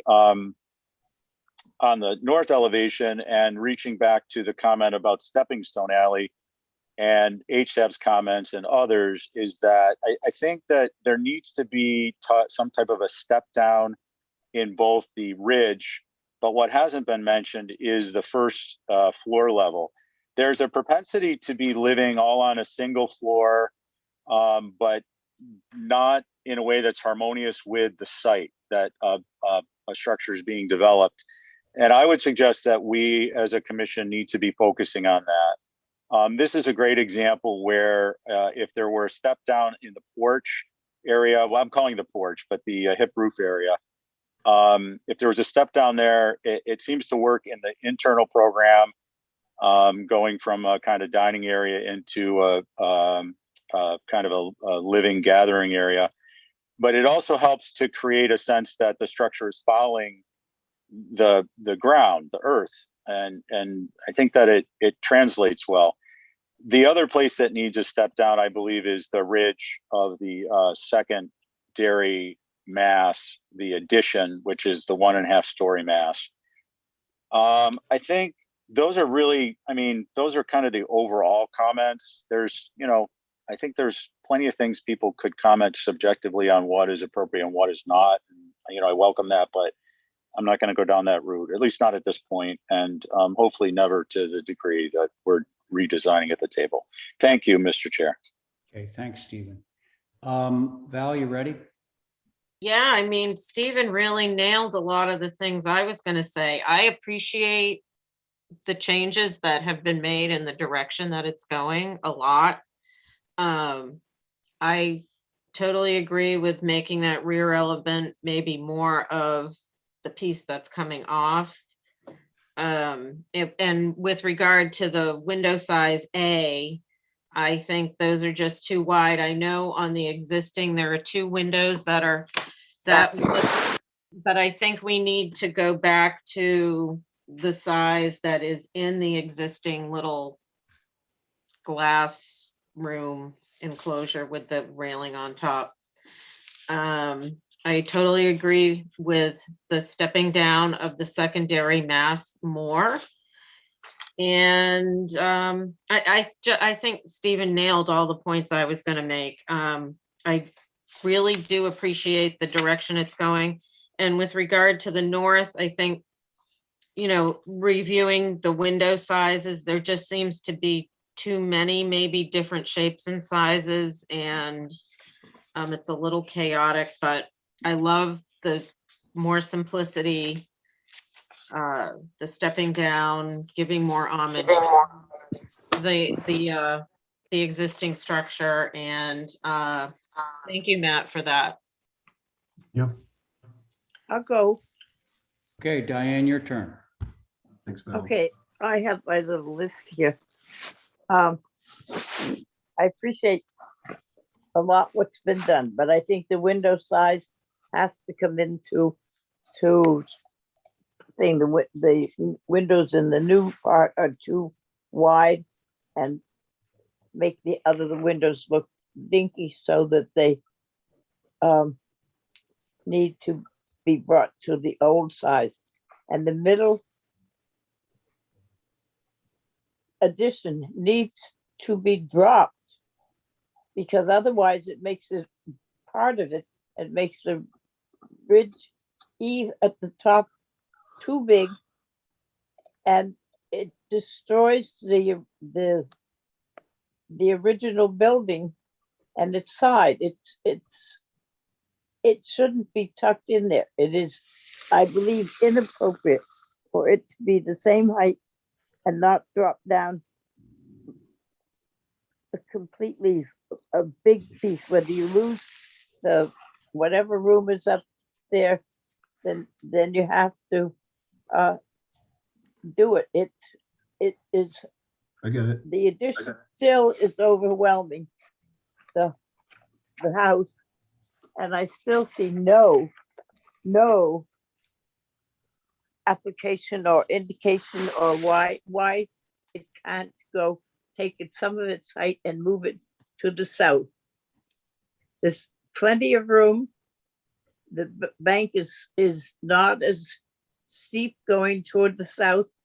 It doesn't overhang Union Street going to the south, and we've asked it, because I've been on this project since the first day it came on, Linda and I, and we've asked for it practically since the beginning to have it telescoped to the south, and it's still 4 years later is not.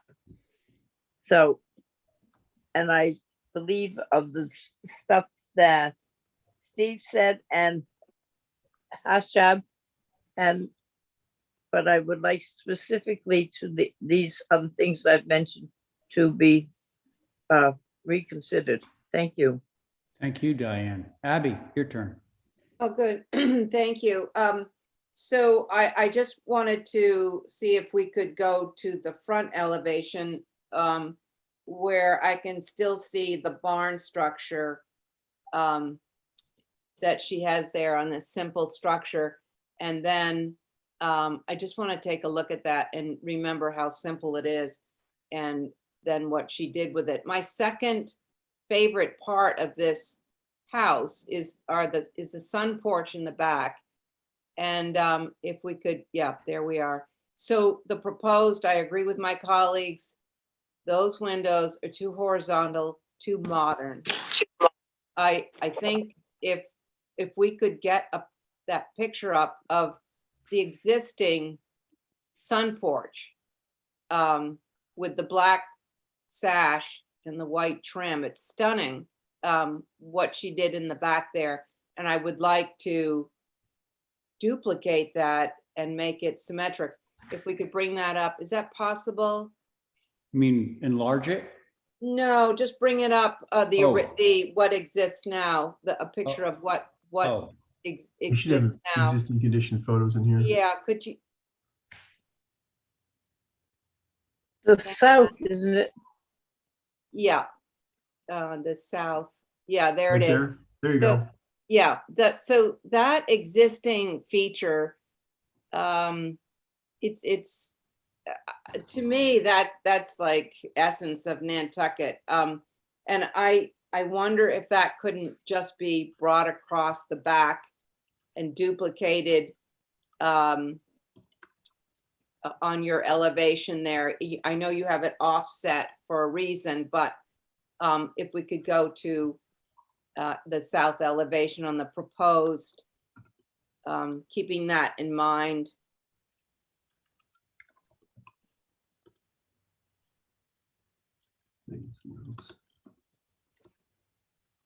Matt, what sheet is the south on? That would be. There we go. Got it. Never mind.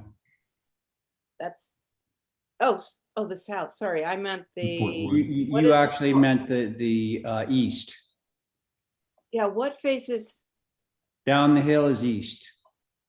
east? Yeah. Okay, so here are the horizontal windows in the sunroom, and you see how it's just juxtaposed to the second floor 3 gang windows. I think the 3 gang windows should be reduced to 2, and I could see taking that old sun porch and running it right across. And with a elongated hip. Then you would get the old-fashioned windows that she had originally proposed. I don't think it would change much of your agenda. No. And I think the neighbor actually was appealing to that. So I'm getting a bit of an echo, so I'm going to cut it off there. But those are my concerns. Thanks, Matt. Okay, Abby, thanks a Thank lot. you. Okay, so if we could just go to the north elevation for a second.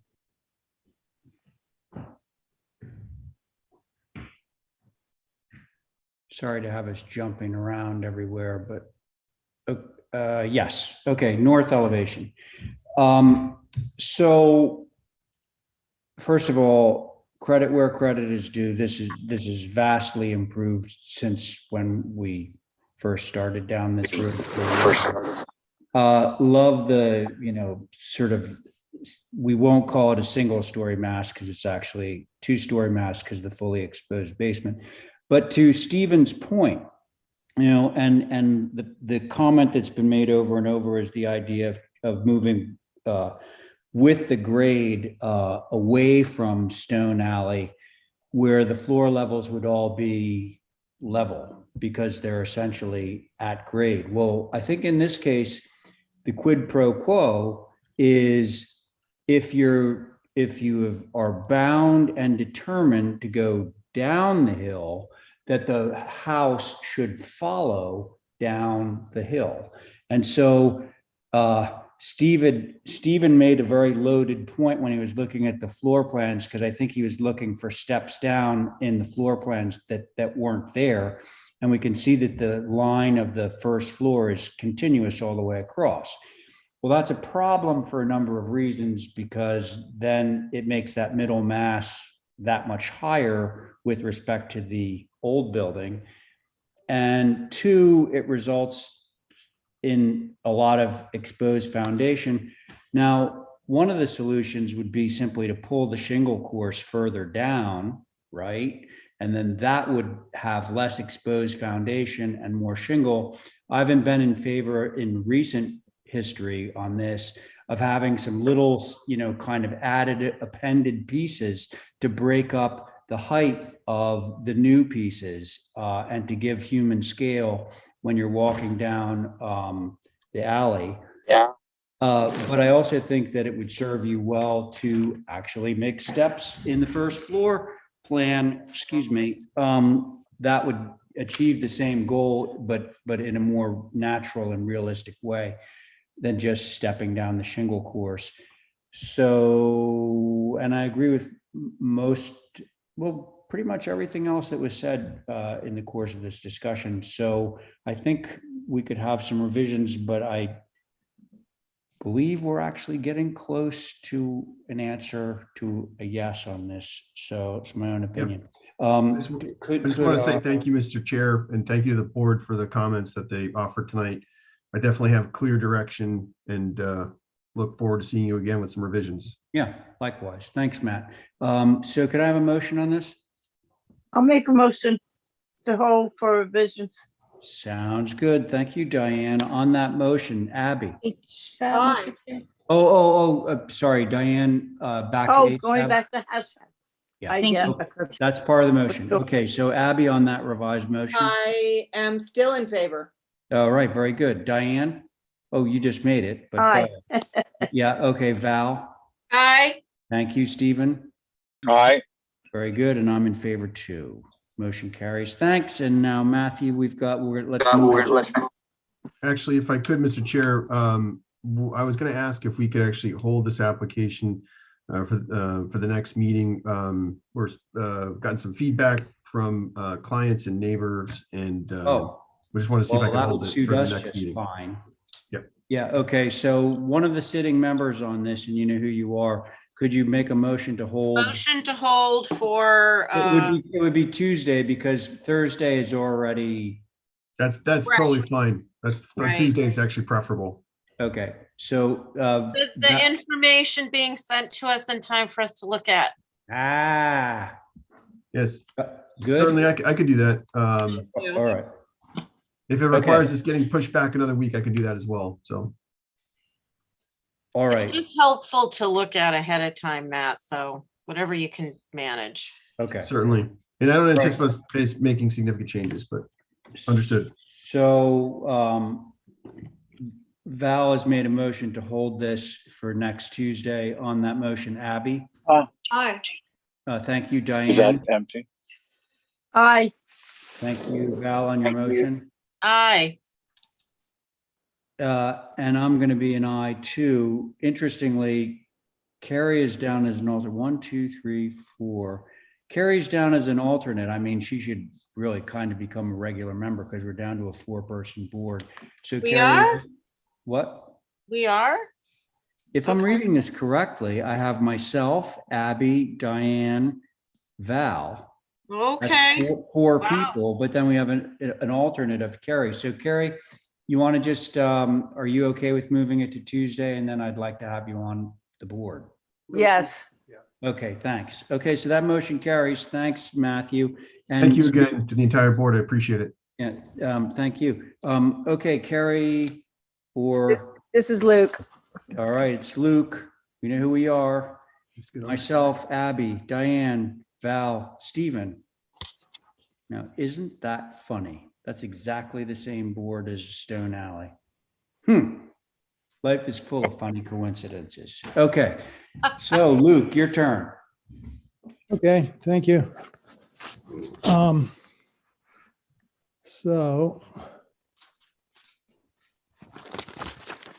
Well, you may recall this house, it's been quite a while now, since last July. Oh, gosh, yeah. We made, we responded to, we think every request, including the neighbors. We've made it significantly smaller. We've turned it from a gambrel to a gable. We've raised it. We've let it sit higher on the site because there were some concerns from the neighbors that digging down was going to change the flow of water. So we held the entire house up higher. Okay. It's just altogether a simpler structure. Yeah, and so Luke, the silhouette that we see in the background is the main house, so it is quite a bit higher than your little cottage. Yes. Yep. Yeah. Okay. Is that it? I mean, I think that's pretty self-explanatory, yeah. Okay, well, I would agree with that, pretty sure. Okay, so a few things. One, let's do HSAB. Thank you, Mr. Chair. So for those that may not remember, Mulberry Lane is actually a lane that's it's part of the fish lots, in between the fish lots from 1717 and West Monomoy from 1726. And it predates West Monomoy. In 1799, Isaiah Coffin described it as connecting Orange and Union Streets under Quantity Bank. We were just on the other side of Quantity Bank. So I just wanted to read that into the record. The HDC survey for the main dwelling is a 20th century Sears and Roebuck house per Lancaster. HSAB originally took a look at this. I think the last time you all have seen this application was back in August, so it has been some time. They did not get a chance to look at these revisions. However, I have appreciate the Gable style. It's more appropriate. I believe that was something that we've all mentioned before. It fits into the character of the neighborhood a lot better. I'm concerned with the sighting on the lot in relationship to the street and the existing stone wall. I do think that maybe a topo would be helpful in this regard. If you remember correctly, the topography of all of the lots off of Mulberry obviously are not flat, and so that would be beneficial. And I believe, just looking back at the comments previously, the main issue was the sighting and the style of the structure. I will notate that the dormer may need to come off the ridge a little bit and maybe reduce around the windows, but those are the comments, Mr. Chair. Thank you. Thanks so much, Holly. Now I'm just going to ask, is there any, because there was some interest from the neighbor on the earlier application, do we have anybody who wants to speak on this application before I turn it over to the board members? If so, remember to unmute so we can hear you. Anybody? No. It would seem not. Okay, so I'm going to start in with the board, but if somebody, needs to say something, unmute and just let us know who you are. Okay, so thank you, Holly. Thank you, Luke. Who wants to get started on this one? I'll go. Okay, thank you, Val Oliver. Luke, I appreciate so much about this. The thoughtfulness that you have put behind it. It's smaller.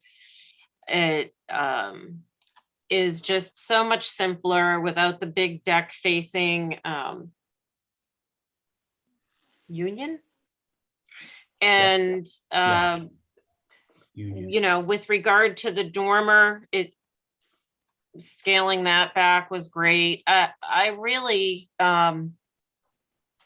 I think you've nailed it, my friend. Really well. Thank you. Thanks, Val. Okay. Anyone else? I'll go. Thank you, Diane.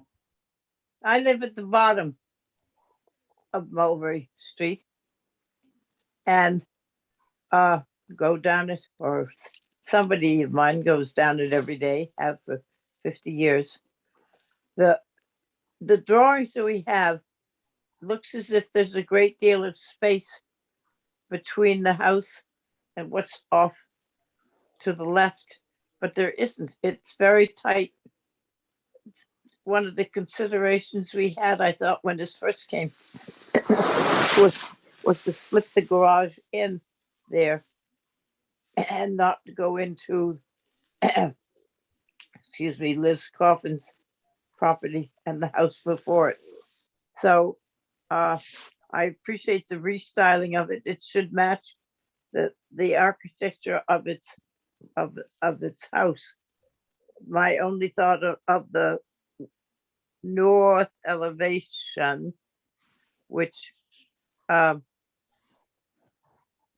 what faces Mulberry, is that perhaps one window up on the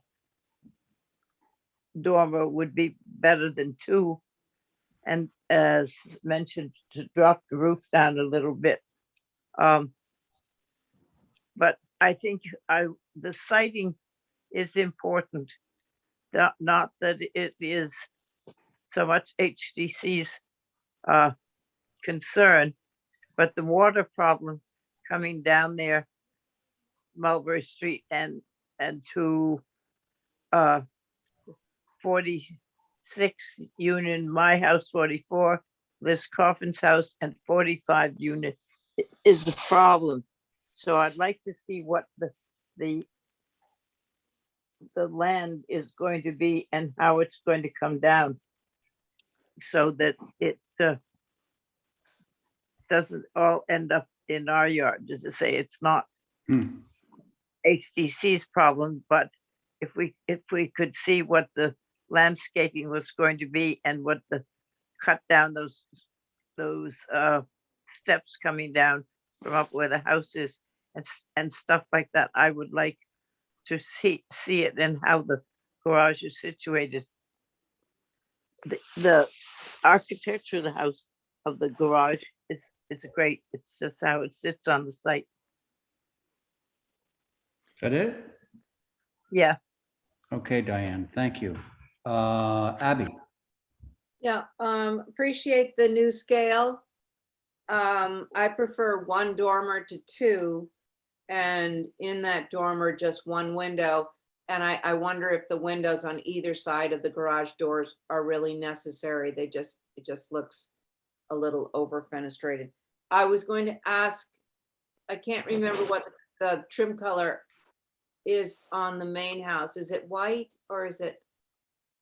It is, I believe, if you look at the photos, I think it's like a gray. Okay. Oh, yeah. Yeah, we Right. Okay, that helps it a lot. Thank you. But those are my thoughts. I don't think they're going to go very far. But there they are. Thank you. Stephen? Thanks, Mr. Chair. I agree with the other members' comments. Luke, this is a nice downsizing, rescaling, if you will, simplification. This actually could be the little brother or sister of 45 Union, which is on the front street of this, down Mulberry. In nearly every regard, except for I haven't looked at the colors yet. So, and I think given its location with respect to those double dormers, I've got no concerns about that. So thank you. And thank you, Mr. Chair. Okay, thanks, Stephen. Abby, your comment on those windows flanking the garage door did not go unheard, because I happen to agree. You know, Luke, these sort of vertical narrow windows, are they really necessary? I think if this moves us towards getting approval, we'd be willing to get rid of them. Yeah, I think that they're sort of, gilding the lily a little bit. You don't need them. Okay. And everything else is so simple. And so you have your egress door there, you got a window facing that way. So I just assume, and they're atypical, we're not seeing those. I think they're 4/4, something like that. Okay. I'd rather see them go bye-bye, and I could comfortably vote this through. But could somebody do a motion on this? I'll make a motion Okay. to approve through staff Hmm. with the windows on the sides of the main door be removed, that the shed dormer on the north elevation be reduced to one window and drop down from the ridge, and I think that's it. Is that it? That I covered think so. everything. So the elevation that is the quote unquote front would be the north. That's where the Yes. garage doors are, just for the record, for Yes. Terry. Okay. So everything that's in Diane's proposal is on the north elevation. Okay, so there is the motion. On that motion, let's see, Abby. Aye. Very good. Val? I think I'm an I. I'm just unclear about the dormer reduction. It's just taking the window out and leaving extra sidewall like the rear. No, my thought was to bring it in. I mean, take the double window out. Can I ask a question? Because we don't know how much, yeah. Yeah, I mean, that space upstairs is already so small. I mean, I thought, And I don't need that for an approval, I don't honestly. either. I think, Yeah. I don't think my client would want that dormer to be any smaller and lose that daylight. Okay, so let's try this again. Okay. Just for clarity, could we move to the north elevation, which seems to be the only elevation where there's going to be any kind of change? So, Mr. Chair, yes, Stephen. I hate to interrupt, but through you, if I may, Yeah. Luke, can you just knock that height down like 3 or 6 inches on the dormer eave and the whole thing? Because that might help people get to yes. I'm a yes. Yeah, I'm a yes, X the two windows flanking the garage door. Okay, then just skip it. All right, so I'm fine with that. so I can just we like try? unanimity. Well, I me will too. make a motion. Gosh, a chair likes nothing better than to have unanimity, and yes, that's definitely true. But it's not So always make a possible. motion Okay, to approve to staff with the removal of the two side windows on the north elevation. flanking the garage door. And thank you very much, Diane. So let's see, on that revised motion, Stephen, Aye. Val, I. Abby, I, Diane on your motion, Aye. and I'm in favor as well. So the motion carries. Thank you, Luke. Okay, And now thank you. we're back to Topham. We still have 40 minutes. That's good. It's Joe, actually me. what? It's actually me again.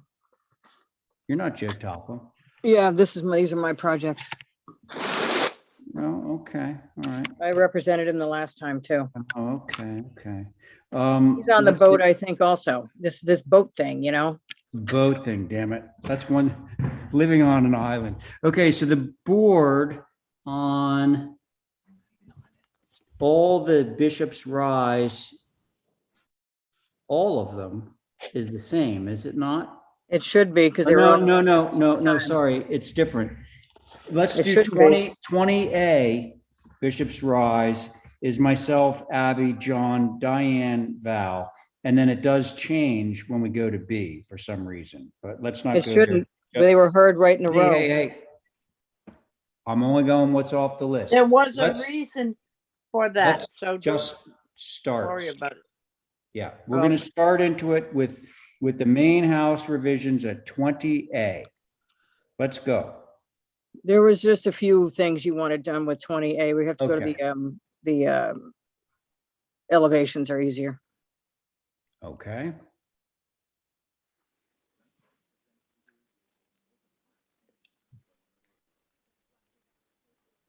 They wanted the eaves to break and they wanted the ridges to come down, both of which he did. And then he added a window where there They was. being us. Yeah, you asked us to You drop can the, refer to us in the first or the second person. well, the group. Okay. You Asked all. us to you all. I'm going to Mhm. Memphis next week. I'll come back saying y'all. Mhm. Dropping the ridges, dropping the eaves, adding a window, and that's what we did there. Could you There was just no give us comment. an order of magnitude? You drop the ridges by how much? Quite a distance on the right and another foot or so, if not 2 feet on the left. They didn't ask us to do much, just break it. So we They broke it. meaning us, right? Yep. Okay. The collective you, the Yeah. royal you. Okay. All right. This pronoun thing is messing me up. I know it's the they, it's like who's You. they? Okay. You So all. You all right, so that's you reduced those two things. It looks like maybe you did a couple of minor window changes. Yeah, we added a window where there wasn't one. It was fairly blank. So I mean, it was Okay. pretty minor stuff because you can't see the whole structure. Any You can other only see elevations? part of it. Okay, so there we are on the side. Lower the plate, got it. Yep. That's pretty Anything much it. else? I think I Drop asked that. about topography. Yeah. Yeah, we do have all of that on here. He spent a lot of time doing it. We're cutting off the entire top of this lot. Instead of building it up like the guys all around us, we are actually cutting it down. That's the retainage that we see running along the left-hand side there, right? Because the retaining is on the inside, so the grade is the same on the outside going to the road. So it's, Gotcha. the whole thing has been dropped down. And Okay, he did a grading plan probably related more to the hardscape than it was to the house. I did see the grading on the first image. Yeah, the first page, it's more clearly delineated, but it's also on these elevations. Okay. Yeah.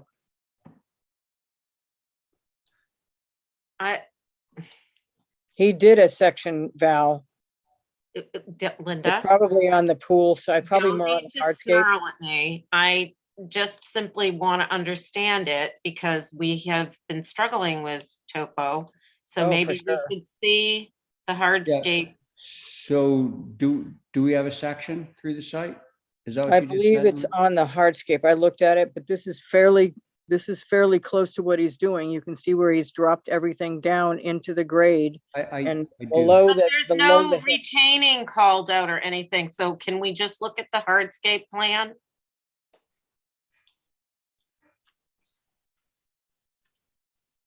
I would think everybody'd be happy that we're cutting it off instead of going up instead of Oh going dear down. God, I am going to just leave. Well, I'm getting kind of frustrated myself. Hey, Linda, she's just wanting clarity on the. I know. And what I is think it? When we ask for stuff, we get all this. Yeah, I do appreciate it He being did it. cut into the grade. So now this is the document that Val was asking for. It was that easy. That okay? was in the previous So- plan, Okay. but I believe he's got one below this one. Go down one, two more. But the things. stone retaining wall, just for Val's information, is facing into the property. So that's what Yes. means they're essentially cutting that wedge into the site. There we go. Yeah, he's cutting the wedge. It's on the inside. We're below the Now, I grade of get the in street. that. fair- I in just fairness want to to- see it on the plan, Okay, it's right there. not that, the plan, the looking down plan. Well, that's the first one I believe he did. That plan, the site plan? No, I think it's the first But one. Linda, I'm not asking you. I know, I'm it's like asking Val. the site plan, please. Okay, there you go. That's Bracken's plan. Wait. I'll look it up on my own computer, thank you.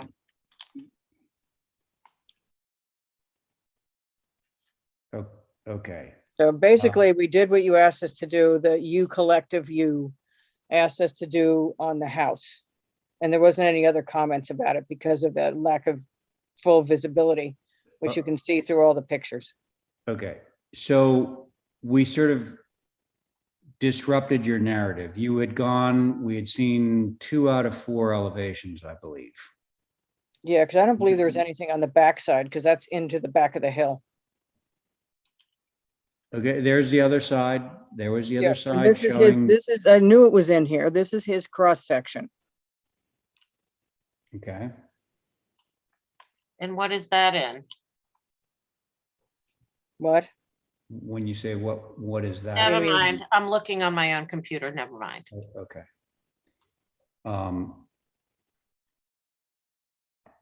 We sort So of got you off can see track. the- So Linda, you've just presented the changes to the house. Yeah. Okay. Okay. So this is A, 20A. Okay. Okay. Now I'm going to turn it over to the board. Okay, so board members, I'd love to hear your comments. Board, once again, Abby, John, Yeah. Diane, Val. Diane, only No? 4. No, 5. Oh, that's right. I forgot You, about you. Me, Yep, got it. Abby, John, Diane, Val. Diane, Val, got it. Okay, now I haven't heard from John in a while. John, are you with us? I haven't seen him on here for a Yeah, while. no, he Mr. sort of Chair, dis- he's in the queue. He is? I see him. John, we can't hear you, friend. You might want to unmute because you're on these next few applications. And So we in can't the see mean- him either. which is weird. Okay. Well, if we're not hearing from him, our alternates are, we have all three sitting on these, and I'll pull one of you in if we don't hear from John.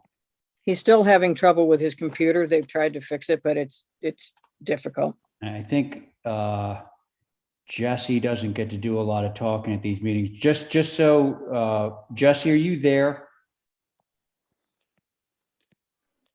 Jesse? Modern technology. Okay, let's see. He goes and Steven's had a helps with good, the kid. how about Carrie? You there? Carrie? I'm here. Okay, very good. Because I don't think John's I able. don't see him in the participation. Yeah, all right. So let's move on. But so I do want to hear from the board. So I've just established that the board is myself, Abby, Diane, Val, and Carrie. Harry, Okay? okay. All right. I can make a comment. That would be great. Thank you, Abby. I am concerned about how much is going on this site. So I'm trying to do you a favor God. by saying that I think the left-hand massing could be pulled in a bit. I think it's a bit overwhelming for the main mass. If that could When you say pulled in, do you mean sideways or down? pulled, reduced. In Huh? height? Has anybody been out here? Hey, Linda, stop. Each Mute one of her. these board members is allowed to make their comments without being interrupted. So, I Abby, preface my comment by saying I'm concerned about how much is going on this site. And Yes. saying that this building is very large if you're also getting a swimming pool and a garage and a huge driveway, which I really don't understand. So I'm saying that the left-hand massing could be reduced. And that's my comment. Thank okay. you. And that's basically your comment for the house. Yes. Very good. Thank you, Abby. Okay, who's next? I may have to start over with a presentation next time. Oh gosh. I'll go. Go ahead, Diane. Thank you. I think Abby's right about reducing that left-hand side by perhaps one window and bring it in. The other side will have one window up, one window down, and this one would have two windows up and two down, so they're not identical, but it needs to come in. It's a long piece of work up there at the top. I think the rest is okay. This is what you would see as you go along Eel Point Road or start up Bishop's Rise. So that's my comment. All right. Thank you, Diane. Val. So, I do think that Linda, next time, bring the pictures again or include them because the pictures speak volumes. The houses in this area are big. There's no real cohesive style per se, and they all have a pool house, a pool, a garage, an underground garage. So I do think it's in keeping with the scale of the area. And now that I understand the retaining, thanks to the cross section, by the way, of I knew it was there somewhere. other people earlier who didn't want to provide one, it really helps. And thank you very much. Oh, okay. So pretty benign, Val. Thank you. Carrie. I don't have much to add. I would like to see the site plan one more time. Remember, for those who are just coming on, Carrie, that this is all the area we can build on because Right. of MIPA. So we are compressed. There isn't a lot on this property, nothing compared to the guy in front of us who is maxed out everywhere. Yeah, We I are just don't think- concentrated right here Okay, because all of right. the MIPA. Okay. Carrie. I don't, for me, I don't think the reduction in length of that left-hand mass is really necessary.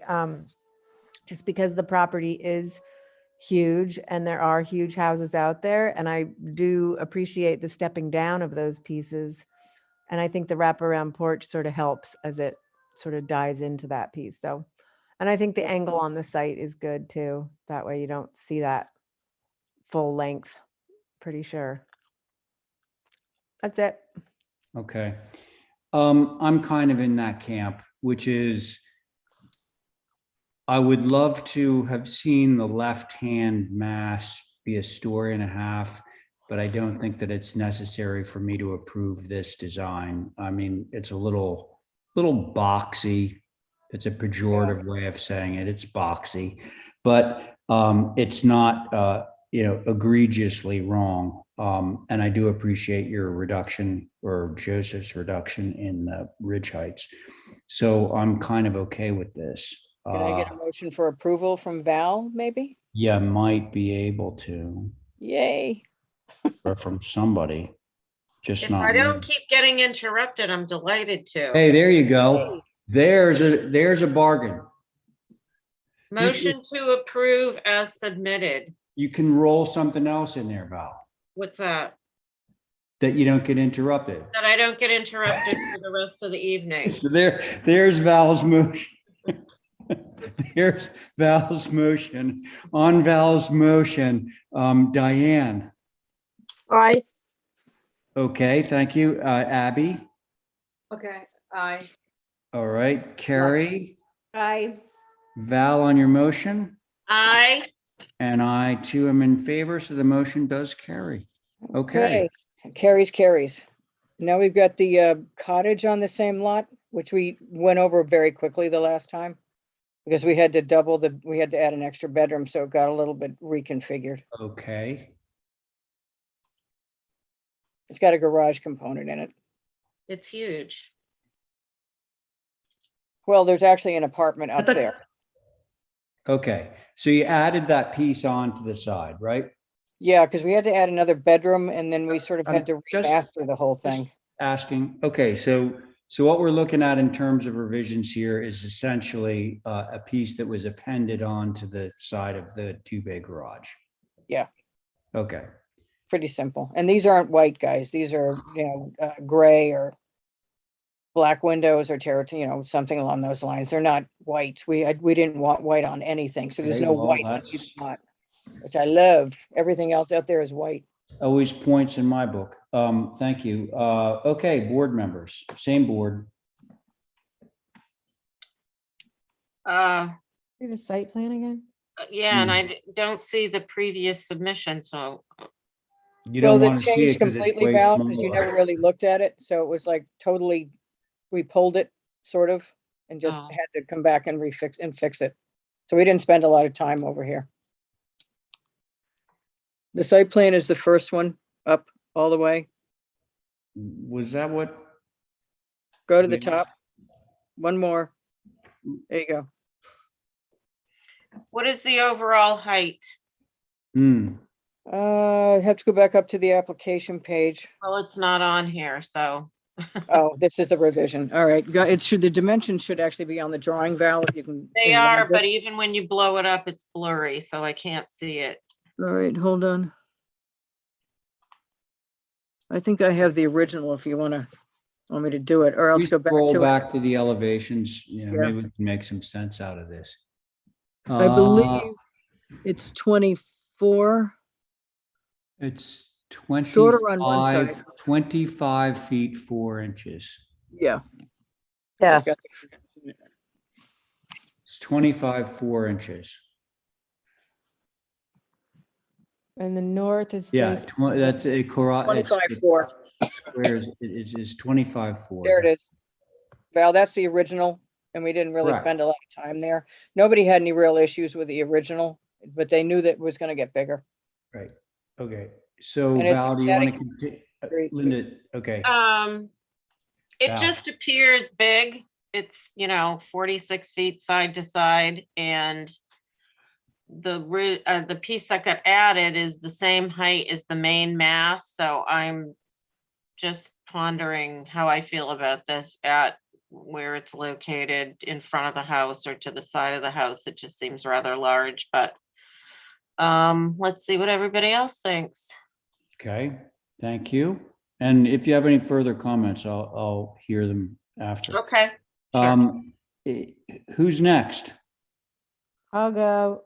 Thank The you. The north elevation is what we're gonna see, I think, from the road. Obliquely, yeah. And it's a lot of shingle wall. It's like a massive Yeah, wall. yep. For a cottage, I get it that it's a garage, but I just wonder if it can be reconfigured so the garage is not necessarily, that some of the cottage is actually on the ground floor instead of just, garage and then everything else is above. It just makes it large. Mhm. That's it. I Okay. think the cottage is on the ground floor on that addition where the garage is on the right. I think that Hey, whole left hand is a Linda, cottage. hang on. Diane, you ready? Yep, yep. I don't know what's inside as far as the cottage on the first floor. Coming in at 25 feet with the cottage or a apartment up above is supposed to be 24 feet. And so that's just a little over. If that was going to stay the way it is, it should have, I think, 2 windows on the so-called first floor of the north elevation and a single one up at the top, but it would make it better balanced Okay, with just one. And that's the north. let's see Okay. another Mhm. side. Let's see the front door side. You want to see the garage door side? Yeah. Oh, there we Yeah, are. it's twisted on the lot too, so it's kind of a odd angle because we can't. Diane, What's that? continue. Sorry, Linda, no. Diane, What's continue. that door? What's that door to the or door side or wood thing on the left? On the Under left, the Storage door, dormer right? window. that's bike What's that? storage, stuff like that, and utilities are in there. And what is why do you have to have a egress door? Because there's an apartment upstairs. You got the stairway up there. Yeah, where you have the garage things and then you have to have a door also. You Okay. have to have 2 means of access up there, so one's on the right, and I think there's one inside the garage as well. Yeah, I would have thought so. I don't know. I just think it's big to be a garage with an apartment up above, which is getting the 24 feet. But there's got to be some stuff on the first floor. It just seems big to me. Okay. What is it? 48, 48, 46 feet wide. I think that's 46, I think it's 46 long. 46. By 33 wide. Mhm. right. Yeah. It just seems big as a garage, which is what coming in Okay. as. Well, it's a secondary dwelling, so it's Hey, got hang some. on, Linda. Okay, so Diane, you're large. It's large for a garage, correct? Yeah, it's a little. Okay, thank you. Yes. Abby, I'll say that too. I think what's getting us all down is the way the top of this hill has just been chopped off, and now we're getting overly large garage, overly large building, and then it's going to be it's just making me a little sick to my stomach. But I want everybody to go back out there again and look at the pictures. Linda. no, it's nothing to do. It has to do with the grade change that is quite amazing. Yeah. Now, so Linda, you've been stressing, and I just have to say this. I appreciate that you're cutting in to the hill on one side, but the truth is you're also filling considerably on the other side, and that was evident from your sections. So my own view on this is similar to the rest of the board members that, unfortunately we got to see the smaller version first, and now it's gotten big.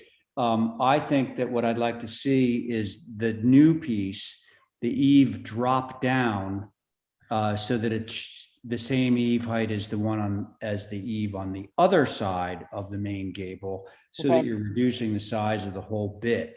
I don't think that you can step down into that area.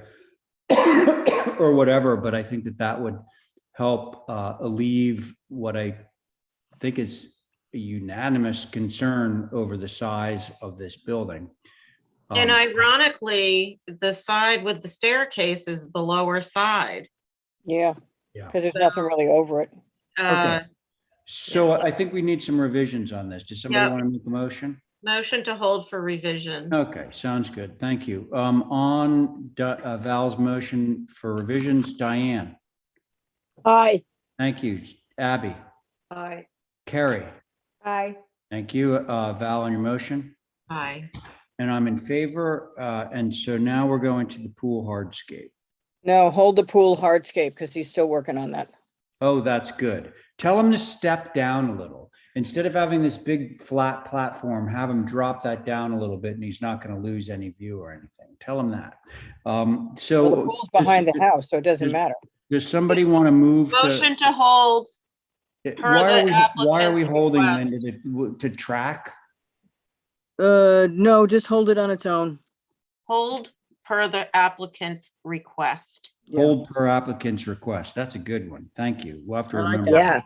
Yeah. Okay, so that was Val's motion. On the motion. Diane. Aye. Thank you. Abby. Aye. Very good. Carrie. Aye. Good. And Val, on your motion? Aye.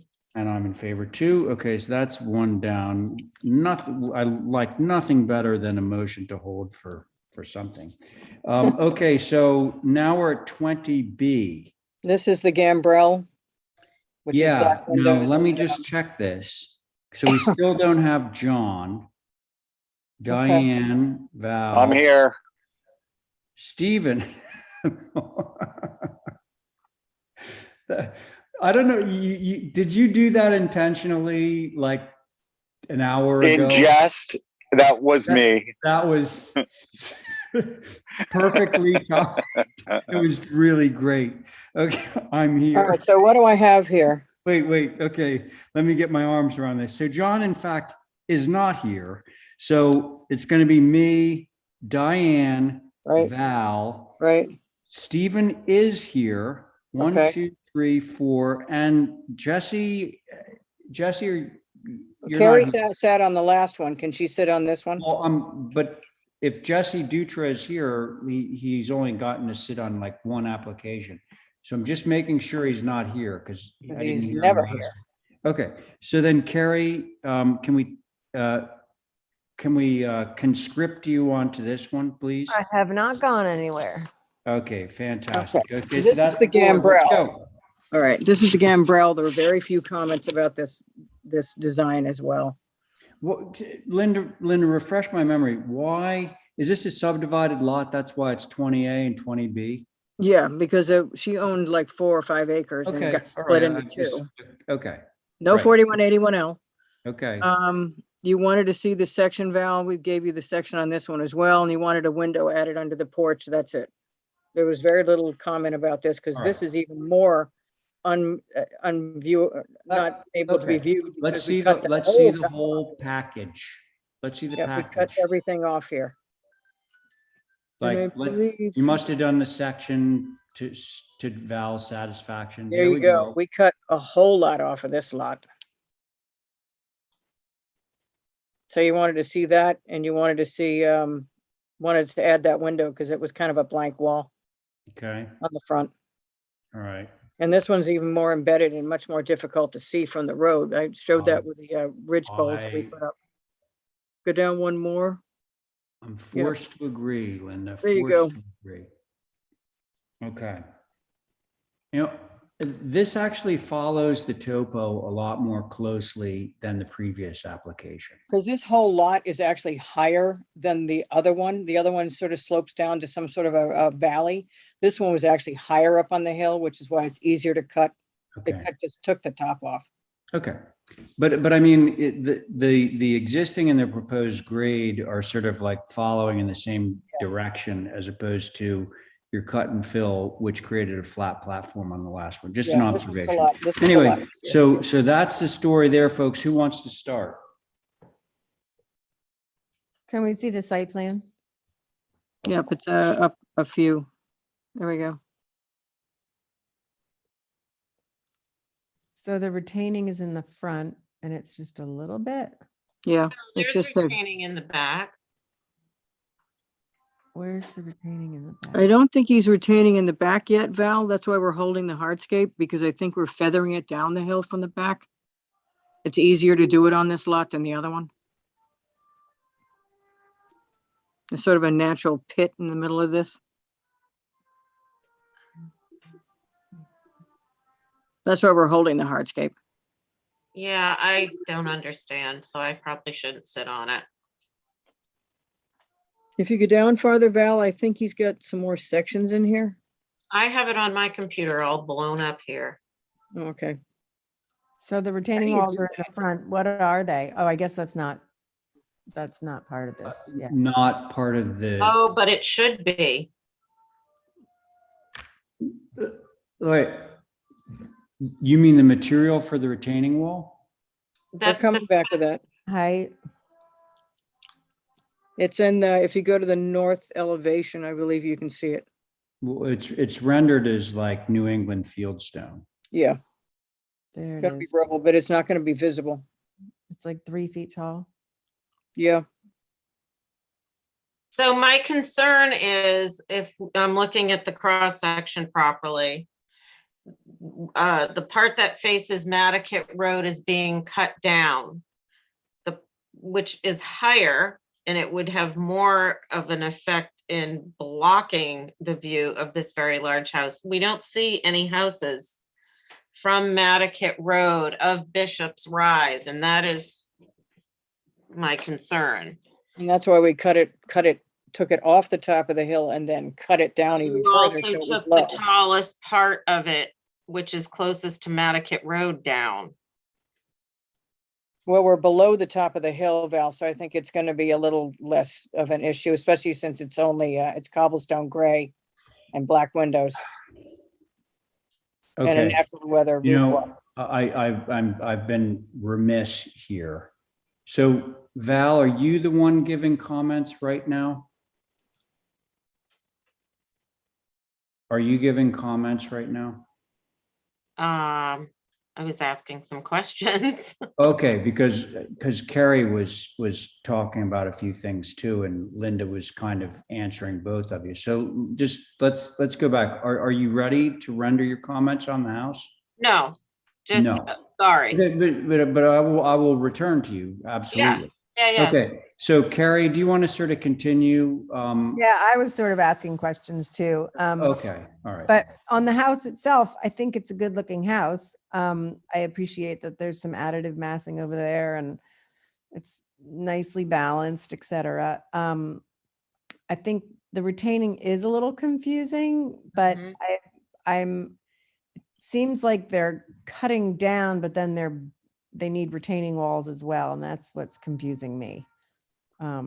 So I guess we'll learn more when we get the hardscape plan. Yep. Which I think we should look at. Yeah, Yeah. I agree. I think he's got some revisions to something. I kind of feel like it would be helpful to hear from Mr. Topham himself. Well, that's nice, but he was traveling. He went to the doctors in Boston. Yeah, well, next time I bet you he'll be here. Mm-hmm. He better be. I'm sick of this. Yeah, how do you think we feel? I mean, this is far less of an impact than every other house out there, which is why Val mentioned you need to look at the pictures that we submitted before of every single house out there, which is higher than us, more built out with much bigger structures. We're trying all white, and we're trying to keep this as compact and as low and as unobtrusive as possible, because if we can see you, they can see us, and we don't want to do that. So cutting off the tops of these hills when every house out there is on top of every single hill. We all know that. It's like the 7 hills of Rome.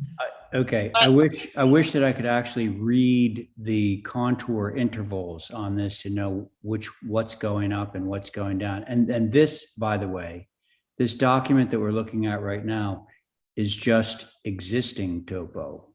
It has nothing to say about the proposed topo. Right, this is the first one we put in. So the down further in this submission down there is his cutaways. We've already looked at their sections. He's got a bunch of sections below this. This is, this is the original. We did see the sections, and the sections are very convincing because they would have you thinking that, you know, it's being cut substantially. Okay, so let's stay here for a second. 48, 50. Yeah, it runs up to almost 60 in one point. Well, it goes above 60. Does it And we're not? taking it down to, I think, 54. I got That's where we ended. 60, The other one. 62. Yeah. Yeah. Okay, so the peak, 62 that is red, up by the house. yeah, that red silhouette, I think is an existing cottage or something. And Where, that no, is- there's nothing on the property.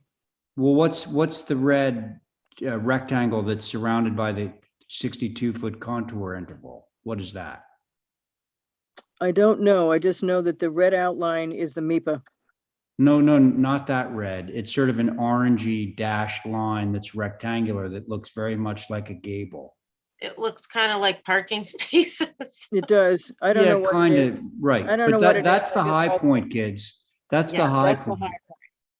And it's coming down 8 feet off that high point. Off Right. the top of the hill, on top of it. Right. How can you take 8 feet off the top of the hill? Well, Because we're cutting down into the hill off the top, so we're not building where at the top okay, of 62. Linda, I don't actually know do how else to wish, say it, except I that do it's wish a Joe was here. Okay, so now if we go from this document, which is the MISA document, let's go to now actually the site plan. The proposed site plan. There we There it are. Okay. So now we can all see the 2 parking spaces, the gable, the cottage, whatever it was, that is there. Now, what's happening here, folks? Oh, that may be the septic, Ray. I believe that may Does be the not look like septic. it, doesn't look like, and they would never put it in that particular location. Yeah, I know. It's just weird. So what's happening is that's getting cut down, but all around it is higher. So it is in fact getting cut into the grade. And to But then how answer, is that not retained? no, but I'm gonna tell you why. Okay. Okay, like I'm gonna send Joe a bill for this. So the only reason that there's retainage here is because Joe wants to create a flat platform around the house. For the pool. So the retainage wraps around the house so that he can keep a uniform grade right around the house. And then he steps down again to the parking area and the garage. That's why there's retainage. It's almost artificial retainage because he just wants to create artificial in the sense that he's not like trying to retain a hill that's already there. He's putting it in place so he can create a flat grade and then transition from that flat grade down to the parking and the garage. Yes, That's they why- are lower that's by why 6 that's feet or there. so than the house. Yes, they go down the hill further. So I guess what I'm trying to tell you guys is now that I've had a chance to seriously review this, there will be a substantial value. You were concerned, I think, because you were saying, well, gosh, you know, you're cutting down the hill that's going to be protecting us from seeing this thing, which is kind of a little bit true, but then there's still way more of that hill outside of the MISA borders that is not getting touched. So he's cutting a little bit of the hill away, but not a lot. So I don't want to convince you one way or the other, but that's my reading of this topo plan. And it's not a bad house to see compared to the rest of them out there. So we're running very low on time, folks. It's 5 of. So I just on this. What? I haven't gotten to speak at all. I know you haven't, and that's so. How about what, Diane? Why don't you go? Okay. Well, just think. I don't know what that pencil thing is going out from where the pool is. Doesn't say anything. It's clear. Oh, I know what you're talking about. I You have to don't. enlarge it. I don't know what that is. There's nothing to enlarge. Yeah, I mean, there's no verbiage. It's just, maybe it's a bound. It almost looks like it's got a very precise cardinal point thing attached to it. So it could be a bound that they're There's a using. well something. at the end of it. It looks like there's Also down at the end of the driveway going out onto Bishop's Rise, there, on both sides of the driveway entering, there is a 3-foot high retainage stone wall. No, no. Well, it showed it at the other, it said it, I didn't make it up, it just, Well, the retainage, just so you know, Diane, is if you look at where the steps come down the front porch of the house, yep, the retainage is on either side, sort of curving around. that's not what I'm talking about. Okay, the but I don't driveway- see No any of change the at the driveway. If Linda would stop interrupting, we could get through this.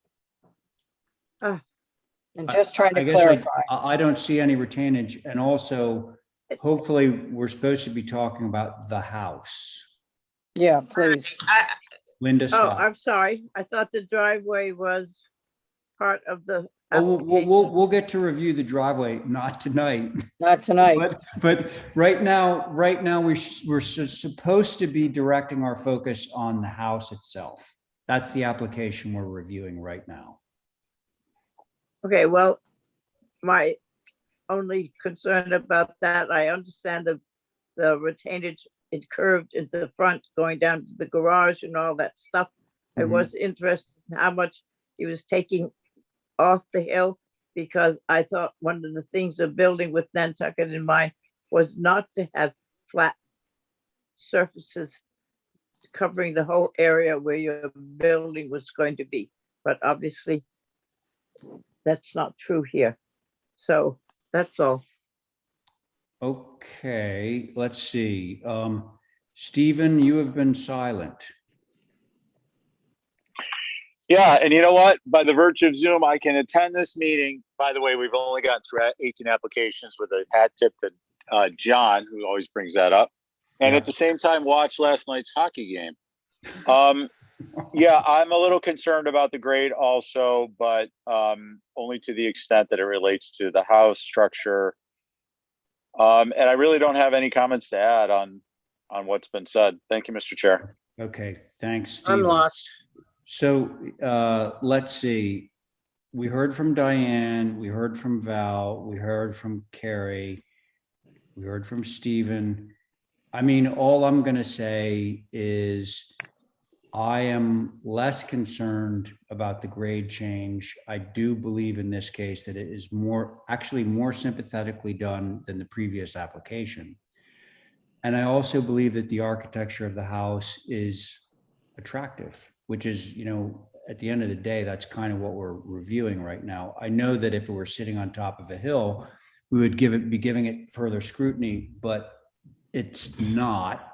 But if people are uncomfortable with that and not really feeling like they totally understand fully the grade, I think we should hold this for a site viewing or something like that, or further explanation or site sections or anything, to I be had able. polls up before. I don't know if they're still up. That was months ago. Okay, so Stephen, you were about to say something, I believe. Yeah, I was gonna motion to hold for revisions and for a view, so we could have this posted, people can just take a view. What Linda, you revisions, mentioned, please? you mentioned that there were, there were some comments, so I'm not gonna tell you I'm not I don't have suggesting any that there's. comments on the Hey, structure. Linda, stop. I'm I going to thought that there were elaborate comments. I'm going to elaborate on what Thank you, Mr. Stephen Chair. is saying.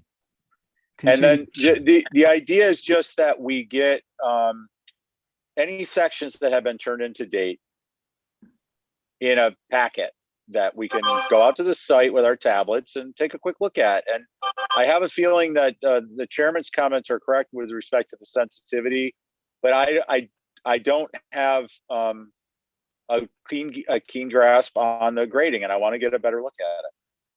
And that's why I said my concerns relate to the grading as relate to the house.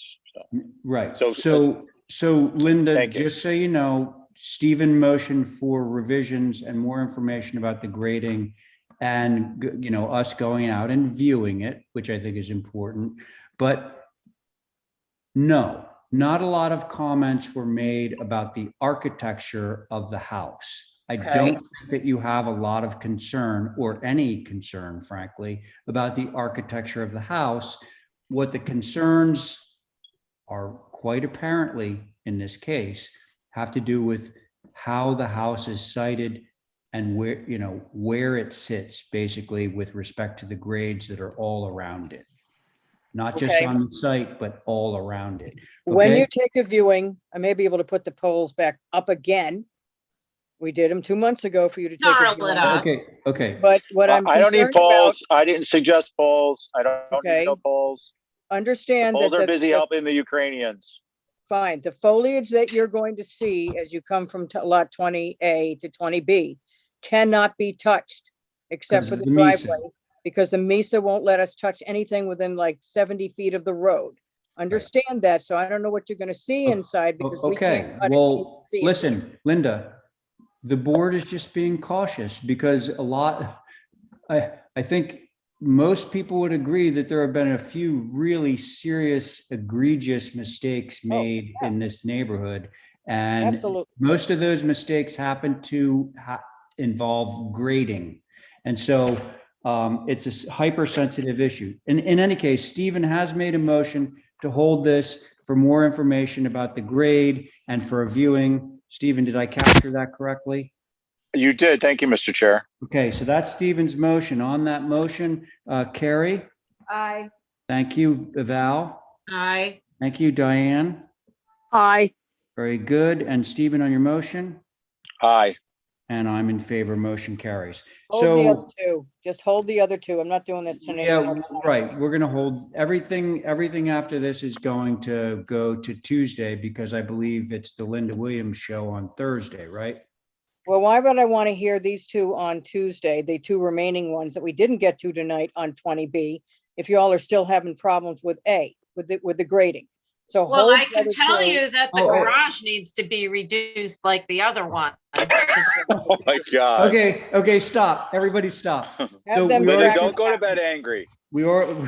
Enough of this. We already Enough. took the motion. Okay, so now that concludes the main portion of our program tonight. Now, I'm looking to see if we have minutes, and we do. March 8th and 10th. That's so funny because I thought we already did these. But I must be mistaken. Anyway. I make the motion to approve March 8th and 10th. Okay, so Diane has made a motion to approve the minutes of March 8th and 10th. Thank you. Let's see. Mr. Chair. Yes, Stephen.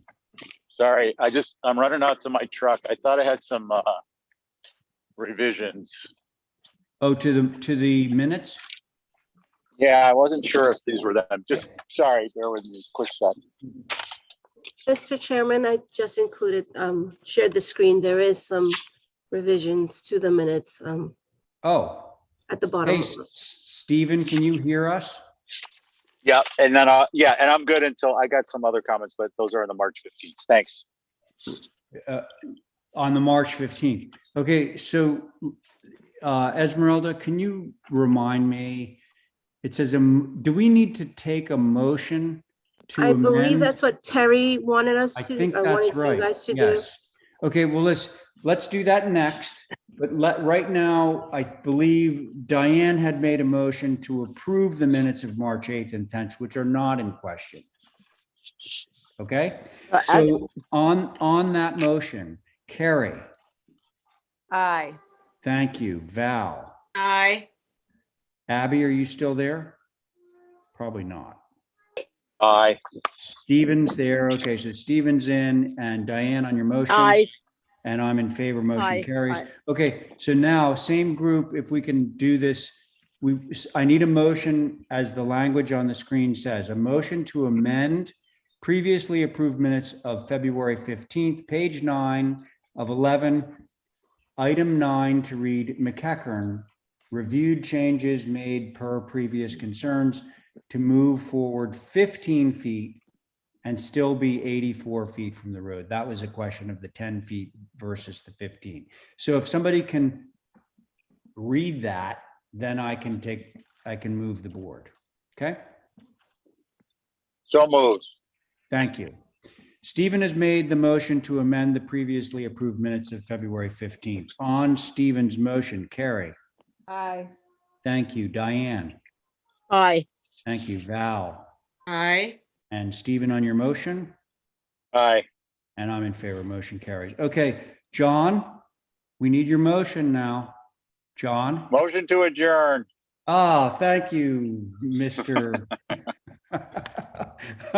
On Stephen's motion, for the record, I wish I could say John. Carrie? Aye. Thank you. Diane? Aye. Val? Aye. Stephen, AKA John McLaughlin Welch, on your motion. I'm an aye. Okay, and I'm in favor too. Thanks, everybody.